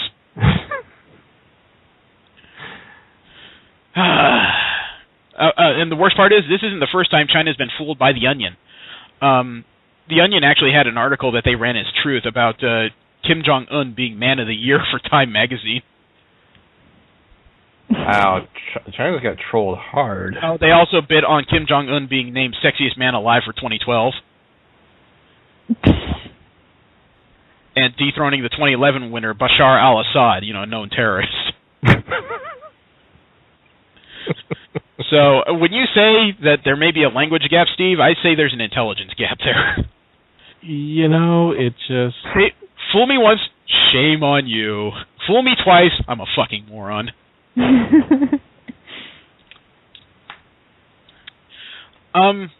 When we spoke earlier about how some people are considering, media as these very, very oddly...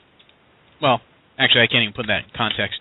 We talked before how some people take things in movies way out of context. There is a blog I found called Well-Behaved Mormon Woman. She believes that Hollywood is indoctrinating people to accept gay lifestyles. And she believes there is no greater example than the movie Frozen. I haven't seen that yet. Is that even... What? I can sense the confusion and trepidation on all ends here. She has seen it 3 times because she has multiple grandchildren. She's a Mormon woman. Their family is large. I don't know anything about polygamy. I just know it's a large family. That's typically what Mormons put together. Okay?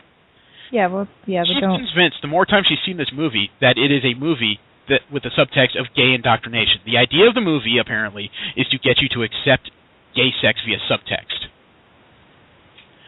And her versions of examples, I have not seen the movie, I've heard what the story is, okay? And she might be out of her goddamn mind. I'm suddenly wondering if she's been checked for dementia. She put up in the middle of this article that must be about 6 pages long, believe it or not, of text. I haven't put it into Word, so I don't know. It could be anywhere between 6 and 10 pages, really. Some of her examples. Quote, Elsa has a great power that she has been taught by her parents from the time she was a child, is not publicly acceptable, and that she must fear its expression at all costs, thus hide it from people, even her own sister who could be hurt by it, even killed.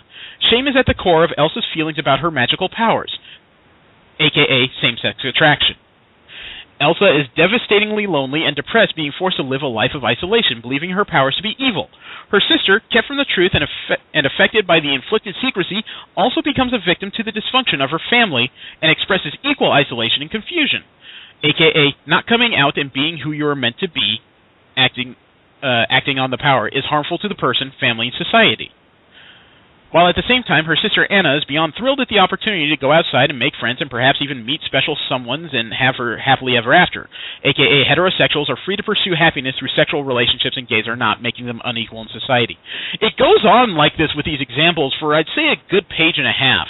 Well, okay, the example she's citing is accurate, except that she's making a huge leap to homosexuality.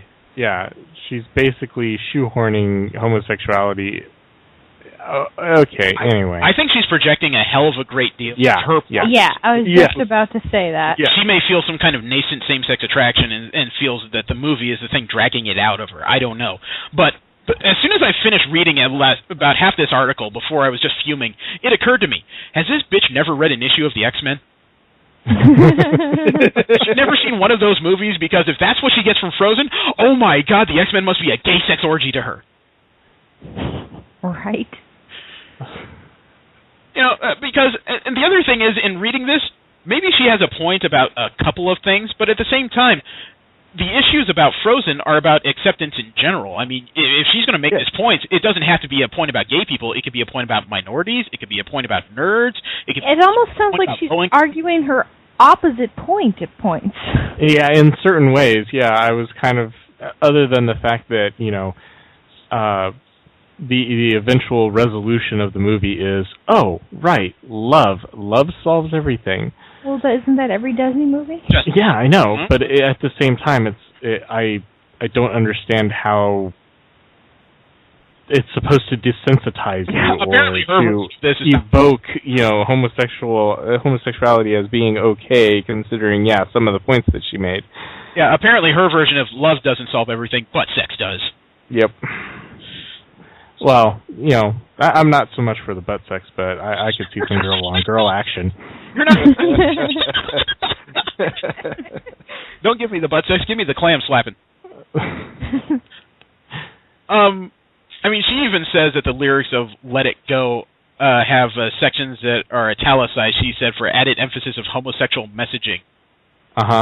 So so it's not Disney or Hollywood. It's country music. So get your facts straight, bitch. Hang on, because the words that she's italicized, the ones she's picked out, are isolation, queen, couldn't keep it in, heaven knows I tried, be the good girl you always have to be, conceal, don't feel, don't let them know. Well, now they know. This could be something as something as so simple as just the idea that you don't want to be a doctor anymore. You want to be a dancer. You know what I mean?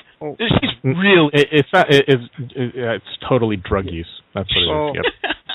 Yep. Well, that might be true if she suddenly belted out Purple Haze in the middle of the movie. It's alcoholism. That's what it is. I'm sorry. I had to share that with you guys because I tried reading it and just being objective, but the further it goes on, it is really more ridiculous by the moment. You can't be objective because she is not being objective. Yeah. So, I had to bring that up to you guys because I knew you guys would just go, the fuck. Yeah. It doesn't matter what your ideology is on the whole issue, but no, I know. To find that Frozen is pushing a gay agenda is just fucking laughable. I know plenty of Mormons who are nice, friendly, normal people. Oh yeah, some of the best friends I've had over the years have been Mormon people. They're funny, they're accepting, because after all, their lifestyle is a little unusual compared to conventional religion. They usually have a pretty open mind. This lady, she really needs to she needs to work out her problems in different ways. Maybe she should go on a date.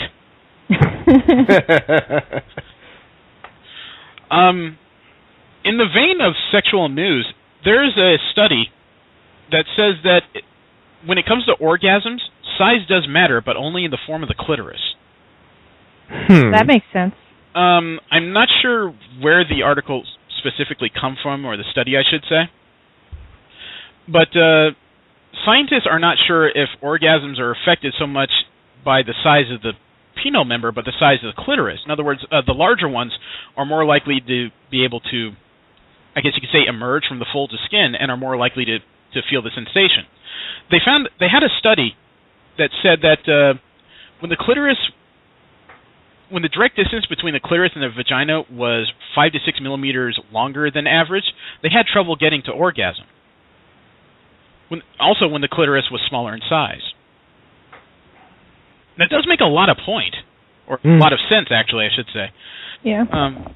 If that point of nervous stimulation is that much closer to the area of action, you're going to get a much bigger sensation out of it. Yeah. I'm sorry, this is a report that came out of the UK on Yahoo. Let me see if I can link backwards and figure out who put up this study. Just because I don't want to make it sound like I'm really spitballing bullshit when it comes to sex. But one of the quotes is, "It is difficult to know whether the anatomy of the clitoris that influences orgasm or having more orgasms changes the anatomy. We still can't tell whether it's the chicken or the egg. Do these women have a bigger clitoris because they have more orgasms, or are they born with a bigger clitoris that allows them to have better function?"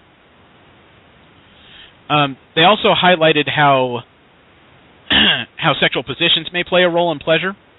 So, quote, "Women with orgasm problems tended to prefer the missionary position, whereas women with normal orgasm patterns favor being on top of their partner in a position that provides more contact with the clitoris during the intercourse. These women, not only they have that closer distance between the clitoris and the vagina, but also they're using it to their advantage by taking the female dominant position," unquote. Doesn't make any sense to me. How so?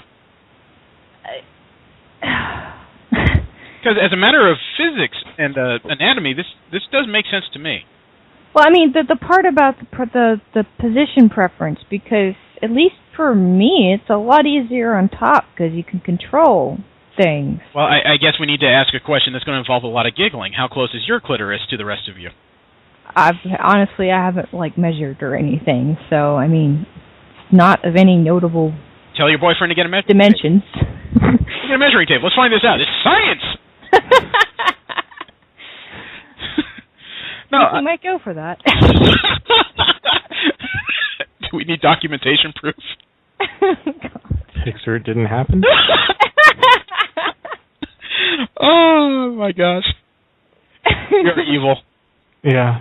No, but yeah, I don't quite know what to say about it all. It's not one of those things that you can study definitively because, of course, the only way to do this study without being creepy is to study women who are probably already sexually active from their teens going on. I think to further this study, you would need to find people who would be willing to let you kind of study the anatomy of young children all the way up into their adulthood, which might be uncomfortable for small kids. Yeah. I imagine it would be a little bit uncomfortable for the parents. I was going to say it would be more uncomfortable for the parents. It's not even a matter of making kids have sex. It's literally just a matter of being able to record, the position of their clitoris in comparison to the rest of their anatomy to the point where they start having sex on their own. And even then, that's a long-term and difficult study. That could be emotionally damaging. Yeah. Science has some limits when it... Yeah. There's one thing I wanted to share with you guys just because it made me laugh, and it definitely fit the what the fuck. Jimmy Fallon is trying to really strike it hard when it comes to getting his run on the Tonight Show. He got the premiere of the Guardians of the Galaxy trailer. It's a good first shot to get nerd interest, at least. Well, he may get more interest because his editors put together clips of Brian Williams from the Tonight Show, or Brian Williams from NBC Nightly News, and they strung together his quotes in such a way that he reproduces Rapper's Delight by Grant Flash. Yes. I watched it, and I was just tickled beyond tickled. Actually got some of his co-workers in on it somehow to play the supporting cast in the rap. You can watch that at your leisure, but I found it fucking funny. Especially when he looks at you so seriously belting out Rapper's Delight. The last bit of what the fuck news I have, and this is a honey.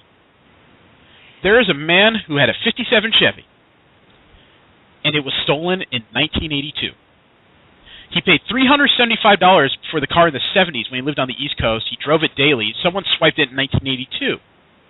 Okay? Mm-hmm. He's a retired California mechanic, and a few weeks ago, he gets a call. They may have found his car. Wow. He had to produce the original police report regarding the stolen vehicle from 1984. Had to describe several details about the car that nobody else would have known, including a hole in the floorboards. And they returned his car. They found out that it had gone through 4 legal sales since the time it was stolen, was in a shipping container on its way to Australia when they intercepted it. And it was his day-to-day car. It was kind of a rust bucket back in the day. It was a 57 Chevy Bel Air. It was the 80s when it was stolen. You can imagine the shape it was in, right? Yeah. He gets it back with a fresh coat of red paint, showroom quality chrome, and a rebuilt 350 horsepower V8 engine. Nice. And a custom leather interior. He now has a quality custom car. And he said that he only plans on taking this thing out to drive around his grandkids. Can you say fucking win? I mean, I'm sure the guy who bought this thing legally and it was on its way to Australia is pissed, but at the same time, holy shit, he just got back a car for no money. Yeah. Like 3 times as good a shape as he lost it. Although it does disturb me that it still had the hole underneath, in the... Well, when you think about it, that's probably not something anybody was looking for.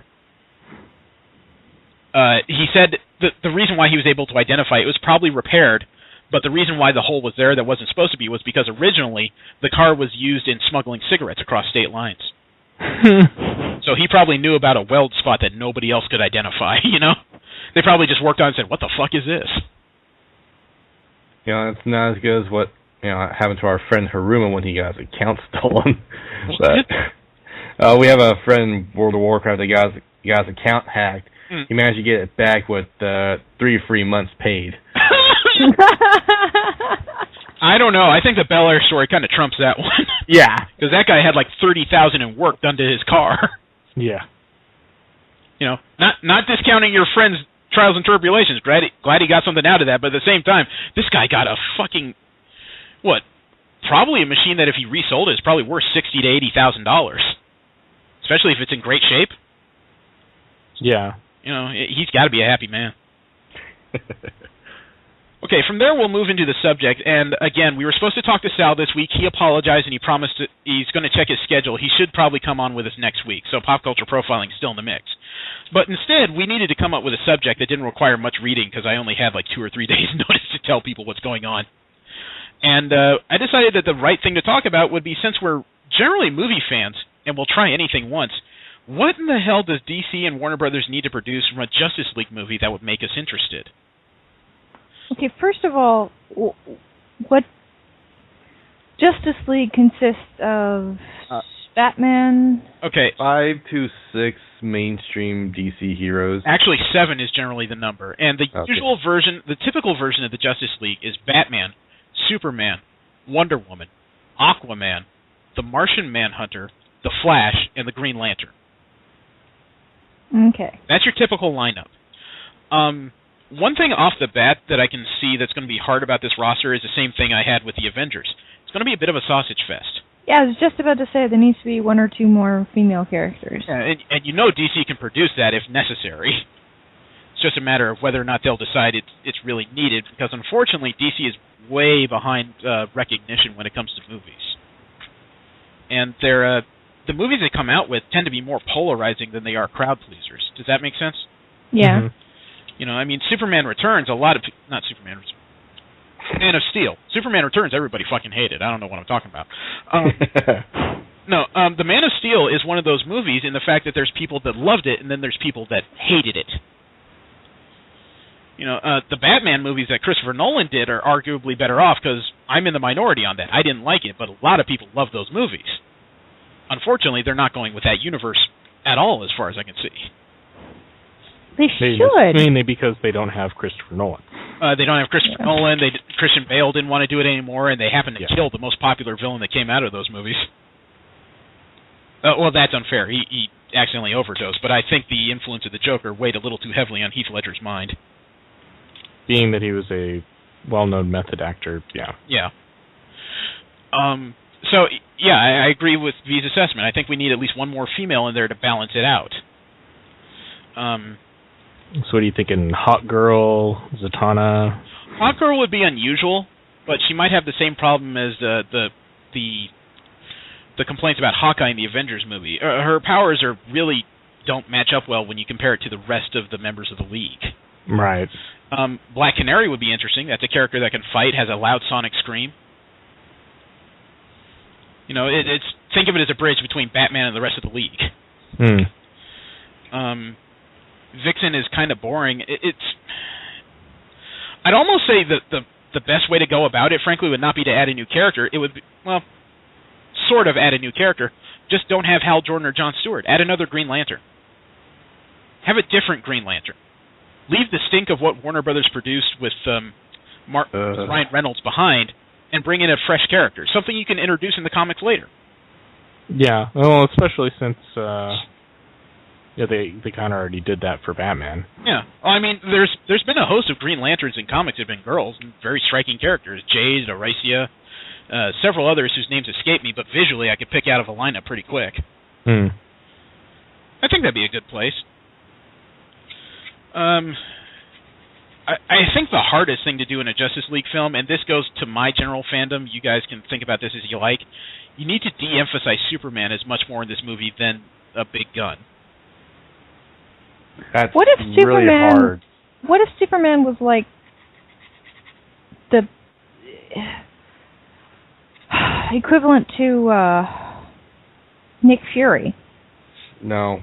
Unfortunately, stereotypically, he's not bright enough. Yeah. Fair enough.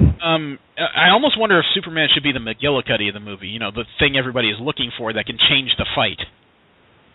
That could work. What if Superman was just a lazy bum and everyone had to fight to get him to do anything? Hancock. Yeah. That was a better version. But if they did it like that, then that will make whoever they're fighting that much more imposing because, you know, they're restraining Superman. You'd think so. I mean, if you wanted somebody to have Fury's role, that would probably be Batman. Yeah. It's always kind of the failing in the way I read Justice League is that a lot of the fights involve Superman in the middle of things, and then things get worse, you know, and that usually to me is like a what the fuck situation, because if Superman can't handle it, then the rest of you got no fucking chance at all. You know, Mr. I Am Jesus come to life. So I think if you remove Superman from the beginning of the film and have him unavailable or have it be known that he's captured by whatever you have to deal with, that's probably more imposing, because the idea that the whole Justice League gets beat is disturbing to me. That's an insane amount of power. The idea that Superman gets beat and now the rest of the characters have to find subtler ways to go around it, that might make for a better movie. Until the point where you unshackle Superman and then, you know, he crumples everything up and throws it away. Yeah, but if you do it like that, it becomes a lot more, I'm afraid to say, more Batman-focused instead. Might not necessarily. Yeah. It could be, depending on how writers are. A lot of lazy writers depend on Batman to get them out of situations, but this because I'm Batman. Yeah, but this could be a new type of situation where you have to depend on somebody else. I mean, the Justice League animated, they did a good job of having other characters be the focus. You know, occasionally Hawkgirl solved the problem. I mean, there was that one issue with Lex Luthor bonded with Brainiac that was solved by the Flash of all people. Yeah. You know, the comic books had a couple recent wars where the Green Lantern was the focus of everything. That to me is more believable, because these are characters that tend to use their brains a lot more than Superman does. Right. But then the problem becomes it's not the Justice League anymore. It's, okay, here's the Green Lantern with the Justice League, or here's the Flash saving the day, you know, for the Justice League and so forth. It's not a team. Yeah, it's one person, you know, basically stealing the glory in a way. Almost, and that's comic book writing. You know, it always tends to focus on one thing or another because you want that moment. You want that splash page moment where somebody just takes their fist and rams it into the jaw of whatever's perceived to be the villain or the threat or whatever. You know, or ripping out wires or something. But, you know, I don't know, Disney involved in the Avengers, I guess they were. Disney hired the right kind of writers who understood that what makes a great comic book doesn't make a great movie. You know, The Avengers, the reason why everyone keeps talking about it in such tones is because they figured out that you can't focus on any one individual character for a given amount of time. They balanced out all the time, and realistically, without the efforts of just about every member of the Avengers, they would have failed. Yeah. And that's harder for the Justice League because you're dealing with a bunch of characters that half of them are fucking demigods. You know, half of them should be able to take these things out by themselves, and when they start to get pushed back as a group, you really wonder what's left to go to. There's nothing further back. I mean, in the Marvel Universe, if the Avengers can't handle it, then the X-Men take a shot. If the X-Men can't handle it, the Fantastic Four take a shot. In the DC Universe, if the Justice League fails, oh shit, run. Well, you bring in the other Justice League. You bring in the rest of you bring up the backup. Firestorm, come! I just... Shazam! Yeah, I think you need to remove Superman for about 3/4 of the movie. Well, 2/3. Here's a thought. Why can't Superman... Would the fans, be really, really upset if Superman was slightly depowered? Yeah. Oh, you should have heard the uproar and what they did. They changed his powers? Oh my fucking god, I never heard anything like it. And there was all levels of complaints. You know, why is he electric? Where's his super strength? Why is he invulnerable? This teleporting thing is bullshit. You know, where's his red trunks? They complained that the red trunks were gone. Yeah. Oh, wow. There's this bizarre pushback whenever you try and change characters other people call iconic, and... Even if you just change it back to, say, their original form? Yes. I know, Remember, yeah, it's almost the same outcry when they actually put pants on Wonder Woman. Yeah. Unfortunately, yeah. I can't speak for Steve, but he's been reading comic books almost as long as I have, and I would say that Steve knows I'm one of those individuals. I will accept change with a shrug and just move on. Yeah. Because unfortunately, there's one of two ways it's going to go. Change is either going to be positive and it's going to be really interesting visually or storytellingly, or enough people are going to bitch. You're just going to change it back within a few months anyway. Yeah. Pretty much. So when people change characters, I'm one of the few that gets excited about new costumes because I want to see what this looks like on the page. I want to see if it's going to affect anything. Even a character like Colossus, whose powers are I turn to metal and punch things, he's gone through a lot of different changes. Some of them have been good and interesting. Some of them not so good, but I'll give everything a shot. And I feel much the same way. Yeah. Unfortunately, a lot of Justice League fans, they're traditionalists. If you change things outside what they consider to be normal and great, they fucking bitch forever. I mean, when this reboot came around, everyone started complaining. They're so much younger. Why are they in armor? Where's Superman's red trunks? Why is she in pants? Why can't people just relax? Well, that's I think they're stuck in their own little damn world. Well, that may not be the only problem. Remember, we had the discussion where Paul Dini's been complaining that several of his shows were tanked because they were, A, marketed too well to girls. Girls started digging it too much. And B, remember that one of his series was killed because DC's editors told them, no, we really only write comics for 40-year-old men. Maybe that's part of the problem. Yeah. Because if you're going to have the Justice League be a relevant movie, an Avengers I don't want to say quality, but class of movie as far as sales, you got to learn how to bring in people who are younger who go to do things on their own. You got to figure out how to bring in those 18 to 20-somethings who have nothing better to do than movies and video games. Yeah, well, not to mention the fact that, you just want as wide an audience as possible just because the more people that see it, the more money you made. Yeah.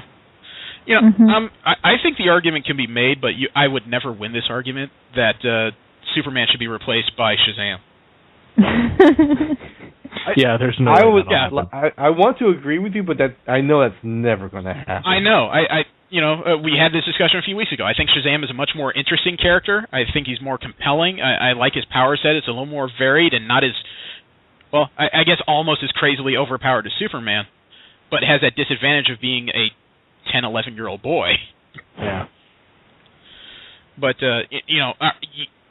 you can't do this and have it be a success because more people recognize that S on his chest than the lightning bolts on Shazam's chest. Let alone you would have to sit through 2 hours of somebody yelling, "Where's Shazam?" and everyone's going, "Where's Shaq?" It's like when I sat through the end of the Avengers and they showed Thanos. He turned and smiled, and I hear the guy like one row in front of me, "Oh, there's Apocalypse." Oh. Never have I wanted to kick a chair so much in my life.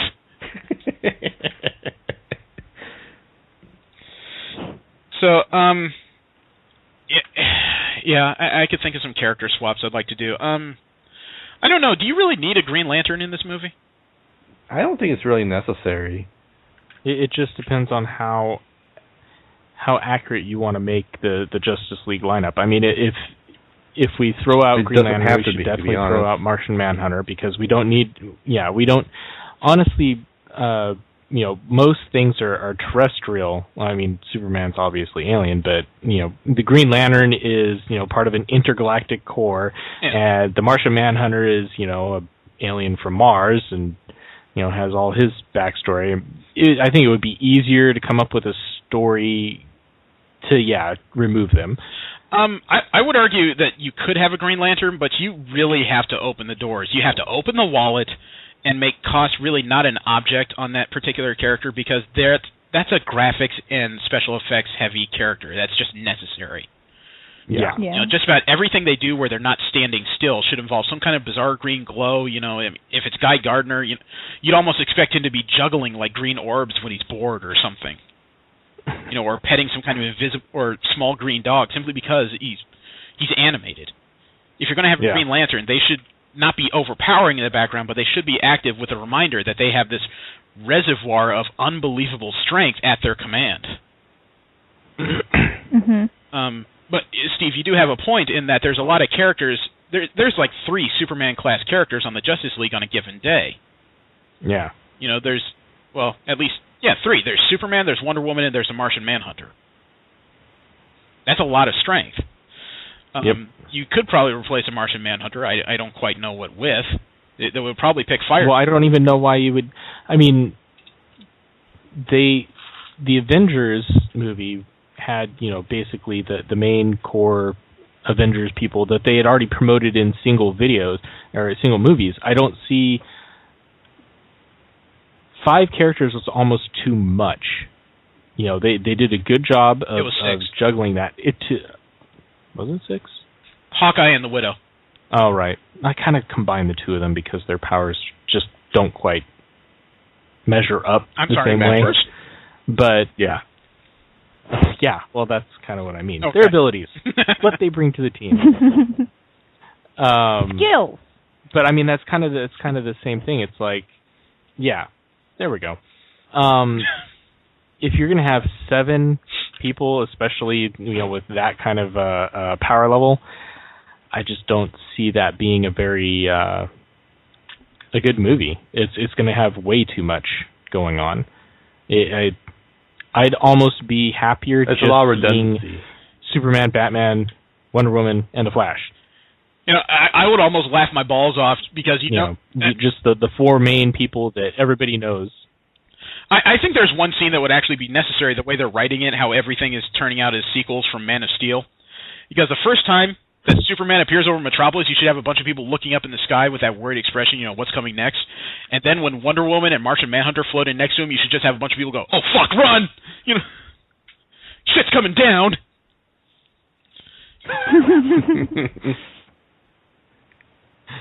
It's kind of like when the Watcher shows up in Marvel.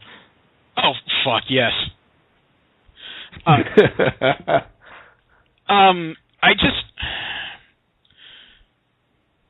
one character I would like to see in this movie, but I know is going to be problematic, would be Aquaman. Yeah. Honestly, my biggest thing is they're going to need to spend a good deal of time. Yeah, Aquaman is one of those characters that would probably get some butts in seats, but I guess the problem is a lot of people are still going to think of him as the joke. Yeah. Well, a lot of the trailer was done really well. I'm just worried about how people will portray things. It's like how X-Men: The Last Stand kind of sucked because that guy had only read one comic book prior to directing the movie. I don't know what kind of director they're going to get for this Justice League movie because they really haven't made any announcements. He could be someone just as clueless who decides to write Aquaman riding in on a giant seahorse. No, they're going more modern. He'll have a power speedboat or something. Be wearing a giant pastel coat. No, I was gonna say they're going to need to spend some time at the beginning of the film for exposition about all the different all the other heroes. Because I just worry know a lot of them are. I was going to say, I worry now that we mentioned speedboats that Aquaman's going to appear somewhere. What do you think this is? He takes off sunglasses. Looks like this guy's just treading water.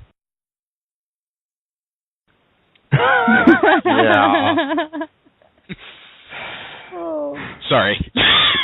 Keep the bad puns out. I can see it now.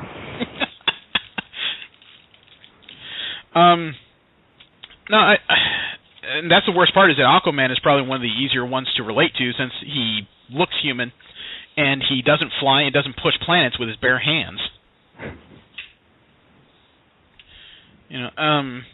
Wonder Woman, I look forward to Gal Gadot trying this out. Because unlike a lot of fanboys out there, I have given up the idea that any actress is just going to instantly look like Diana Prince. There's nobody since, what's her name? The one who played Xena that could have played this role physically. Lucy Lawless. Lucy Lawless, yeah. Lucy Lawless in her prime would have looked just like her, but nowadays, she's up there. She still looks good, though. Oh, no, she's still a fantastic actress in great shape. She looks wonderful, but she's not a spring chicken anymore. Yeah. It's been a long time since she ran around with Kevin Sorbo. I have high hopes for Wonder Woman. I also have issues because you know how women are portrayed in comic books. It's never the greatest of things. Mm-hmm. And I still don't know because Warner Brothers and DC is such a closely knit package. I'm worried that they're going to try and get some of the same directors who ruined shit before, like Green Lantern, to work on this thing. Why would they do that? Sometimes they sign people these package deals. I mean, yeah, I know. It boggles the mind. Well, I guess a lot of this all comes down to David Goyer and how well he learns to say yes and no to certain things. Because as the guy running this for DC, he's got to learn occasionally to tell Warner Brothers, no, that's not going to work. We need to make a movie, not a visual comic. Agreed. So, let me see. So what do we want? We want characters that aren't quite unbelievably powered. Want a bit of a stronger female presence. We want a Green Lantern that does interesting shit beyond cartoon springs and anti-aircraft guns. Now, actually, the one thing we haven't touched on what we might want out of this is what kind of Flash do you want? I know nothing of the Flash, so I know he goes fast. Honestly, I don't want the typical speed. Define I don't typical. want Flash to be Quicksilver. I don't hyperactive speed junkie. I don't want that for Flash. I really don't. I think that may be a problem because looking over this team, there is no comic relief on it. Not unless Ben Affleck spends half the movie yelling, "But I'm Batman!" Yeah. I don't know. He can still be the comic relief. It's not the hyperactive one that speeches are kind of known for. Oh, okay. Comically known for. Yeah, I think you need more Wally West and less Barry Allen. But I still worry. I have hopes this will be an interesting movie, but I worry that there's something bad that's going to come out of this. And unfortunately, I also worry that the fanboys will be so strong that nobody can see the bad. The way I'm looking at it is they already got scooped. Marvel's already come out with Avengers, so they've got a bar to hit right there. They're trying to do this quickly, so I'm worried a bit that they're not giving themselves the proper time to just set up and tell their own story. And then there's the problem with, what kind of story they come up with, because, there's a lot of characters and so forth that, are going to be very hard to get them to mesh well. I mean, not that I wouldn't find it amusing to see, Superman and Batman arguing consistently throughout the movie, but at the same time, I think that would detract a bit. Yeah, they've got a lot of things they've got to pay attention to, and I'm worried with their track record that it's not going to get done. Yeah, I also worry a little bit that the Man of Steel sequel, the Batman Superman film, is going to be a versus movie. That's going to be tiring. Yeah, well, I mean, I know they're going to have a versus moment, but it'll be interesting to see if they make that the focus or just a plot device. Yeah, okay. Well, I think that's about enough discussion. I don't think we need to retread anything. Yeah. Let me see. I don't think I have anything else. We still have Sal coming up next week, and we have Pop Culture Profiling, and I still have the list of characters we're going to talk about. Flash, Quicksilver, Multiple, Poison Ivy, Wasp, Nightcrawler, Electro, and Triage, with a mystery ninth character if we have enough time. Triage, yep. So, do you guys have anything else? Nope. All right. Then I think I will call it there before my kids kill themselves. Thank you very much. I invite you to roll with us again next week when we have special guest Sal Fringo. Have a great weekend. I am Jeremy. Steve. Jesse. And V. Have a great one. I still want to measure the distance between V's clit to the pussy. That sounds like an interesting experiment. Be careful there. Of course. Hey, I'll use rubber gloves. And yes, for science. Lots of interesting, visually stimulating, and erotic science. Okay, Zap.